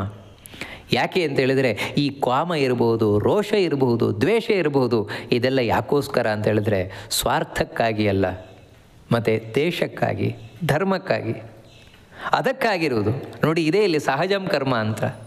ವಾಸ್ತವಿಕವಾಗಿ ಈ 4 ವರ್ಣದವರು ಕೂಡ ಏನು ಮಾಡ್ತಾರೆ, ಬ್ರಾಹ್ಮಣ, ಕ್ಷತ್ರಿಯ, ವೈಶ್ಯ, ಶೂದ್ರ, ಈ 4ರ ಹಿಂದೆ ಸ್ವಾರ್ಥ ಇರೋಲ್ಲ, ಸೆಲ್ಫಿಶ್ನೆಸ್ ಇರೋಲ್ಲ. ಮತ್ತೇನೆಂದರೆ ಒಂದು ದೇವರ ಪ್ರೀತಿ, ಮತ್ತೊಂದು ದೇಶದ ಉದ್ಧಾರ, ಧರ್ಮದ ಸಂರಕ್ಷಣೆ, ಇದೇ ಉದ್ದೇಶ ಇರುವುದು. ಸಹಜಂ ಕರ್ಮ ಅಂದ್ರೇ ಹಾಗೇನದು. ಈ ಸಹಜ ಕರ್ಮ ಅಲ್ಲದೇ ಇದ್ರೇ ಉಳಿದ ಆಸೆಗಳು ಶುರುವಾಗೋದು. ಈ ಸೆಲ್ಫಿಶ್ನೆಸ್ ಏನಿದೆ, ಸ್ವಾರ್ಥ ಯಾವಾಗ ಬರುತ್ತೆ ಅಂದರೆ ಅದು ಸಹಜ ಕರ್ಮ ಅಲ್ಲದೇ ಇದ್ದರೆ. ಇವಾಗ ಒಬ್ಬ ಬ್ರಾಹ್ಮಣ ಜೀವ, ಆ ಬ್ರಾಹ್ಮಣನ ಜೀವನಿಗೆ ಆ ಬ್ರಾಹ್ಮಣ ಕರ್ತವ್ಯ ಏನು ಮಾಡ್ಕೊಂಡು ಹೋಗೋದಿದೆ, ಅದು ದುಡ್ಡಿಗಾಗಿ ಅಲ್ಲ, ಮತ್ತೇನು ಅಂತ ಹೇಳಿದರೆ ಅದು ದೇವರ ಪೂಜೆಯಾಗಿ, ಮತ್ತು ಧರ್ಮದ ಸಂರಕ್ಷಣೆಯಾಗಿ. ಅದೇ ರೀತಿ ಯಾರು ಈ 4 ವರ್ಣಕ್ಕೆ ಸೇರಿಲ್ಲ ಅಂಥವನು ಬ್ರಾಹ್ಮಣನಾಗಿ ಹುಟ್ಟು ಬಂದುಬಿಟ್ಟಿದ್ದಾನೆ. ನೋಡಿ, ವಾಸ್ತವಿಕವಾಗಿ ಅವನಿಗೆ ಬ್ರಾಹ್ಮಣನ ಯಾವ ಕರ್ತವ್ಯ ಮಾಡುವುದೂ ಇಷ್ಟ ಅಲ್ಲ ಒಳಗಿಂದ. ಹಾಗಿದ್ರೂ ಮಾಡ್ತಾನೆ. ಯಾಕೆ ಹೇಳಿ? ದುಡ್ಡು ಸಂಪಾದನೆ ಮಾಡಲಿಕ್ಕಾಗತ್ತೆ. ಅಂದರೆ ಅದರ ಹಿಂದೆ ಇರುವುದು ಸ್ವಾರ್ಥ ಬಿಟ್ಟು ಮತ್ತೇನೂ ಅಲ್ಲ. ಅದರಿಂದಾಗಿ ಹೇಳ್ತಾ ಇರುವುದು ಸಹಜವಾದ ಕರ್ಮ ಏನಿದೆ ಅದು ದೋಷದಿಂದ ಕೂಡಿದ್ರೂ ಬಿಡಬಾರ್ದು. ಕಾರಣ ಏನು ಅಂತ ಹೇಳಿದರೆ ಸರ್ವಾರಂಭಾಹಿ ದೋಷೇಣ. ಕೃಷ್ಣ ಹೇಳ್ತಾನೆ, ಎಲ್ಲ ಆರಂಭ ಅಂತ ಹೇಳಿದ್ರೆ ಕರ್ಮ, ಎಲ್ಲ ಕರ್ಮಗಳು ಹಾಗೆಯಪ್ಪ. ಕರ್ಮ ಮಾಡಬೇಕಾದ್ರೆ ಮೊದಲು ತಪ್ಪಾಗೇ ಆಗುತ್ತೆ, ದೋಷ ಇದ್ದೇ ಇರ್ತದೆ. ಧೂಮೇನ ಅಗ್ನಿರಿವಾವೃತ. ಅದಕ್ಕೊಂದು ಉದಾಹರಣೆಯನ್ನು ಕೊಡ್ತಾನೆ. ಈ ಬೆಂಕಿ ಹತ್ತಿಸಬೇಕಾದ್ರೆ ಮೊದಲು ಹೊಗೆ ಬಂದೇ ಬರುತ್ತೆ. ಅಂದರೆ ಇವತ್ತು ಗ್ಯಾಸನ್ನು ಹತ್ತಿಸುವವರಿಗೆ ಗೊತ್ತಿರೋಲ್ಲ ಇದು. ಆದರೆ ಯಾರು ಕಟ್ಟಿಗೆಯಿಂದ ಹತ್ತಿಸ್ತಾರೆ, ಕಟ್ಟಿಗೆಯನ್ನು ಹತ್ತಿಸುವವರಿಗೆ ಗೊತ್ತಿರ್ತದೆ. ಕಾರಣ ಏನು ಅಂತ ಹೇಳಿದ್ರೆ ಕಟ್ಟಿಗೆಯಲ್ಲಿ ಮೊದಲೇ ನಾವು ಭಗ್ಗ ಉರಿಯುವುದಿಲ್ಲ ಗ್ಯಾಸಲ್ಲಿ ಉರಿದಾಗೆ. ಮತ್ತೇನೆಂದರೆ ಮೊದಲು ಹೊಗೆ ಆಡ್ತದದು. ಹೊಗೆ ಆಡಿ ಆಮೇಲೆ ಹತ್ತುಕೊಳ್ಳುತ್ತದದು. ಮೊದಲು ಹೊಗೆ ಬಂತು ಅಂತ ಹೇಳಿ ನಾವು ಬೆಂಕಿ ಹತ್ತಿಸ್ತಾ ಇರ್ತವ? ಇಲ್ಲ ತಾನೇ. ಹೊಗೆ ಬಂತು ಅಂತ ಹೇಳಿದ್ರು ಮೊದಲು ಹೊಗೆ ಬರುತ್ತೆ, ಆಮೇಲೆ ಒಳ್ಳೆ ಬೆಂಕಿ ಬರುತ್ತೆ ಅಂತ ನಾವು ಯಾವ ರೀತಿ ಕಾದು ಕೂರ್ತೇವೋ ಅದೇ ರೀತಿ ಯಾವುದೇ ಒಂದು ಕರ್ಮ ಮಾಡಬೇಕಾದ್ರೆ ಅದರಲ್ಲಿ ದೋಷ ಇರ್ತದೆ, ತಪ್ಪುಗಳಿರ್ತದೆ. ಮೊದಲು ತಪ್ಪಾಗತ್ತೆ. ಹಾಗಂತ ಆ ತಪ್ಪಾಗತ್ತೆ ಅಂತ ನಾವು ಬಿಟ್ಟುಬಿಡೋದಲ್ಲ. ಅದನ್ನು ಅಯ್ಯೋ ನನಗೆ ಪೂಜೆ ಮಾಡ್ಲಿಕ್ಕೆ ಬರೋಲ್ಲ ಅಂತ ಬಿಡೋದಲ್ಲ, ಅಥವಾ ಅಯ್ಯೋ ನನಗೆ ಕೃಷಿ ಮಾಡ್ಲಿಕ್ಕೆ ಬಿಡೋದಲ್ಲ. ನಿನಗೆ ಕೃಷಿಯಲ್ಲಿ ಇಂಟ್ರೆಸ್ಟ್ ಇದೆಯಾ, ಸಹಜವಾಗಿ ಇಂಟ್ರೆಸ್ಟ್ ಇದೆಯಾ, ಮೊದಲು ತಪ್ಪಾದರೂ ತೊಂದರೆ ಇಲ್ಲ, ಮಾಡೋದನ್ನು. ಯಾಕಂದರೆ ಮಗು ಮೊದಲು ಎದ್ದು ಬಿದ್ದು ಆಮೇಲೆ ನಡೆಯುವುದು, ಥಟ್ಟನೆ ತಾನು ನಿಂತ್ಕೊಂಡು ನಡೆದು ಬಿಡೋದಿಲ್ಲ. ಹಾಗೆಯೇ ನಾವು ತಿಳ್ಕೊಳ್ಬೇಕಾದದ್ದು. ಅಥವಾ ಇನ್ನೊಂದೇನು ಅಂತ ಹೇಳಿದರೆ ನೋಡಿ, ಯಾವತ್ತೂ ಬೆಂಕಿಯನ್ನು ಹೊತ್ತಿಸಬೇಕಾದ್ರೆ ಹೊಗೆ ಬಂದೇ ಬರ್ತದೆ. ಹಾಗಂತ ಅಯ್ಯೋ ಹೊಗೆ ಬರುತ್ತೆ ನಾನು ಬೆಂಕಿ ಹತ್ತಿಸೋದೇ ಇಲ್ಲಪ್ಪ ಅಂತ ಬಿಡ್ಲಿಕ್ಕಾಗತ್ತಾ? ಬಿಡ್ಲಿಕ್ಕಾಗೋಲ್ಲ ತಾನೆ. ಅದೇ ರೀತಿ ದೋಷ ಇದೆ ಅಂತ ಹೇಳಿದ ಕೂಡಲೇ ಕರ್ಮ ಬಿಡೋದಲ್ಲ. ಯಾಕೆ ಅಂತ ಹೇಳಿದರೆ ಎಲ್ಲವೂ ಹಾಗೆ ಜಗತ್ತಿನಲ್ಲಿ ಎಲ್ಲ ಕರ್ಮದಲ್ಲೂ ಒಂದಲ್ಲ ಒಂದು ದೋಷ ಇದ್ದೇ ಇದೆ. ಆ ದೋಷವನ್ನು ಬದಿಗೊತ್ತಿ ನಾವು ಯಾವುದು ಒಳ್ಳೆಯ ಗುಣ ಇದೆ ಅದನ್ನು ಇಟ್ಕೊಳ್ಬೇಕಾದದ್ದು. ಅದನ್ನು ಇಟ್ಟುಕೊಂಡಾಗ ನಮಗೆ ಶ್ರೇಯಸ್ಸಾಗತ್ತೆ ಅಂತ ಕೃಷ್ಣ ಹೇಳ್ತಾ ಇದ್ದಾನೆ. ಯಾವುದೇ ಒಂದು ಹಣ್ಣು ಇರ್ಬೋದು, ಹಣ್ಣು ದೇವರಿಗೆ ನಾವು ನೈವೇದ್ಯ ಮಾಡ್ತೇವೆ. ಅಯ್ಯೋ ಇದ್ರ ಸಿಪ್ಪೆ ಇದೆಯಪ್ಪ ಬೇಡ ಅಂತ ನಾವು ಇದನ್ನು ಬಿಡ್ತೇವ? ಸಿಪ್ಪೆ ಇದ್ದೇ ಇರ್ತದೆ. ಆದರೆ ಏನು ಮಾಡ್ತೇವೆ ಅಂತ ಹೇಳಿದ್ರೆ ಆ ಸಿಪ್ಪೆಯನ್ನು ತೆಗೆದು ನಾವು ದೇವರಿಗೆ ನೈವೇದ್ಯ ಮಾಡ್ತೇವೆ, ಅಥವಾ ಸಿಪ್ಪೆಯನ್ನು ತೆಗೆದು ನಾವು ಸ್ವೀಕಾರ ಮಾಡ್ತೇವೆ. ಅದೇ ರೀತಿ ದೋಷ ಇರ್ತದೆ, ಅದನ್ನು ನಾವು ಲೆಕ್ಕಾಚಾರ ಮಾಡದೇ ಮಾಡಬೇಕಾದದ್ದು. ಯುದ್ಧದಲ್ಲಿ ಹೌದು ಆಸೆ ಇದೆ, ದ್ವೇಷ ಇದೆ, ಮುಂತಾದವುಗಳೆಲ್ಲ ಇದೆ. ಆದರೆ ಆ ದೋಷವನ್ನು ಬದಿಗೊತ್ತಿ ನೋಡಿದರೆ ಧರ್ಮದ ಜಯಕ್ಕೆ ಅಲ್ಲಿ ಅವಕಾಶ ಇದೆ, ಅಧಾರ್ಮಿಕರನ್ನು ಸೋಲಿಸ್ಲಿಕ್ಕೆ ಅವಕಾಶ ಇದೆ, ಮತ್ತು ದೇಶದಲ್ಲಿ ಸಮೃದ್ಧಿ ನೆಮ್ಮದಿ ಸ್ಥಾಪನೆ ಮಾಡಲಿಕ್ಕೆ ಅವಕಾಶ ಇದೆಯಲ್ವ. ಅಂದರೆ ಸಾವಿರಾರು ಜನರಿಗೆ ಉಪಕಾರ ಆಗತ್ತೆ ಅಂತ ಹೇಳೋದಾಗಿದ್ದರೆ ನಾವೊಂದು 10 ಜನರ ಬಗ್ಗೆ ಕೋಪ ಮಾಡಿದರೆ ಏನ್ರಿ ತಪ್ಪು? ಯಾಕಂದರೆ 10 ಜನರ ಬಗ್ಗೆ ಕೋಪ ಮಾಡಿ ಅವರನ್ನು ಕೊಲ್ಲುವುದರಿಂದ ಸಾವಿರಾರು ಜನರಿಗೆ ಉಪಯೋಗ ಆಗುತ್ತೆ ಅಂತ ಹೇಳಿದ್ರೆ ನಿಜವಾಗ್ಲೂ ಅದು ಒಳ್ಳೆಯದಲ್ವ. ಅದು 10 ಜನರನ್ನು ಕೊಲ್ಲುವುದು ದೋಷ, ಆದರೆ ಅದು ನೆಗ್ಲಿಜಿಬಲ್, ಅದು ಲೆಕ್ಕಕ್ಕೆ ತಗೊಳ್ಳೋಕ್ಕೆ ಸಾಧ್ಯ ಇಲ್ಲ. ಇದನ್ನು ಇಲ್ಲಿ ಕೃಷ್ಣ ಹೇಳ್ತಾ ಇರೋದು. ಅದರಿಂದಾಗಿ ದೋಷ ಇದ್ದರೂ ಕೂಡ ಬಿಡಬಾರ್ದು, ಮಾಡಲೇಬೇಕು ಅಂತ ಇದನ್ನು ಒತ್ತು ಕೊಟ್ಟು ಇಲ್ಲಿ ಕೃಷ್ಣ ಭಗವದ್ಗೀತೆಯಲ್ಲಿ ತಾನು ಏನು ಹೇಳಿದ್ದಾನೆ ಅಂದರೆ ತನ್ನ ಸ್ವಧರ್ಮ ಅದನ್ನು ಯಾವತ್ತೂ ಬಿಡಬಾರದು, ಅದನ್ನು ಆಚರಣೆ ಮಾಡ್ತಾನೆ ಅವನಿಗೆ ಶ್ರೇಯಸ್ಸಾಗತ್ತೆ ಅಂತ ತಿಳಿಸ್ತಾ ಇನ್ನು ಮುಂದೆ ಆ ಶ್ರೇಯಸ್ಸಾಗುವ ವಿಧಾನ ಹೇಗೆ, ಸ್ವಕರ್ಮಣ ತಮಭ್ಯರ್ಚ್ಯ ಅಂತ ಹೇಳಿದ. ತನ್ನ ಕರ್ಮದ ಮುಖಲ ದೇವರ ಆರಾಧನೆಯನ್ನು ಮಾಡ್ತಾ, ಹೇಗೆ ಆರಾಧನೆಯನ್ನು ಮಾಡ್ತಾ ಹೇಗೆ ದೇವರನ್ನು ಕಾಣ್ತಾನೆ ಅದನ್ನು ತಿಳಿಸ್ಕೊಂಡು ಹೋಗ್ತಾನೆ. ಅದೇನು ಅನ್ನೋದನ್ನು ಮುಂದೆ ನೋಡೋಣ ಅಂತ ಹೇಳ್ತಾ ಈ ಉಪನ್ಯಾಸವನ್ನು ಮಧ್ವಾಂತರಗತ ಭಗವಂತನಿಗೆ ಅರ್ಪಣೆಯನ್ನು ಮಾಡೋಣ. ಶ್ರೀಕೃಷ್ಣ ಅರ್ಪಣಮಸ್ತು.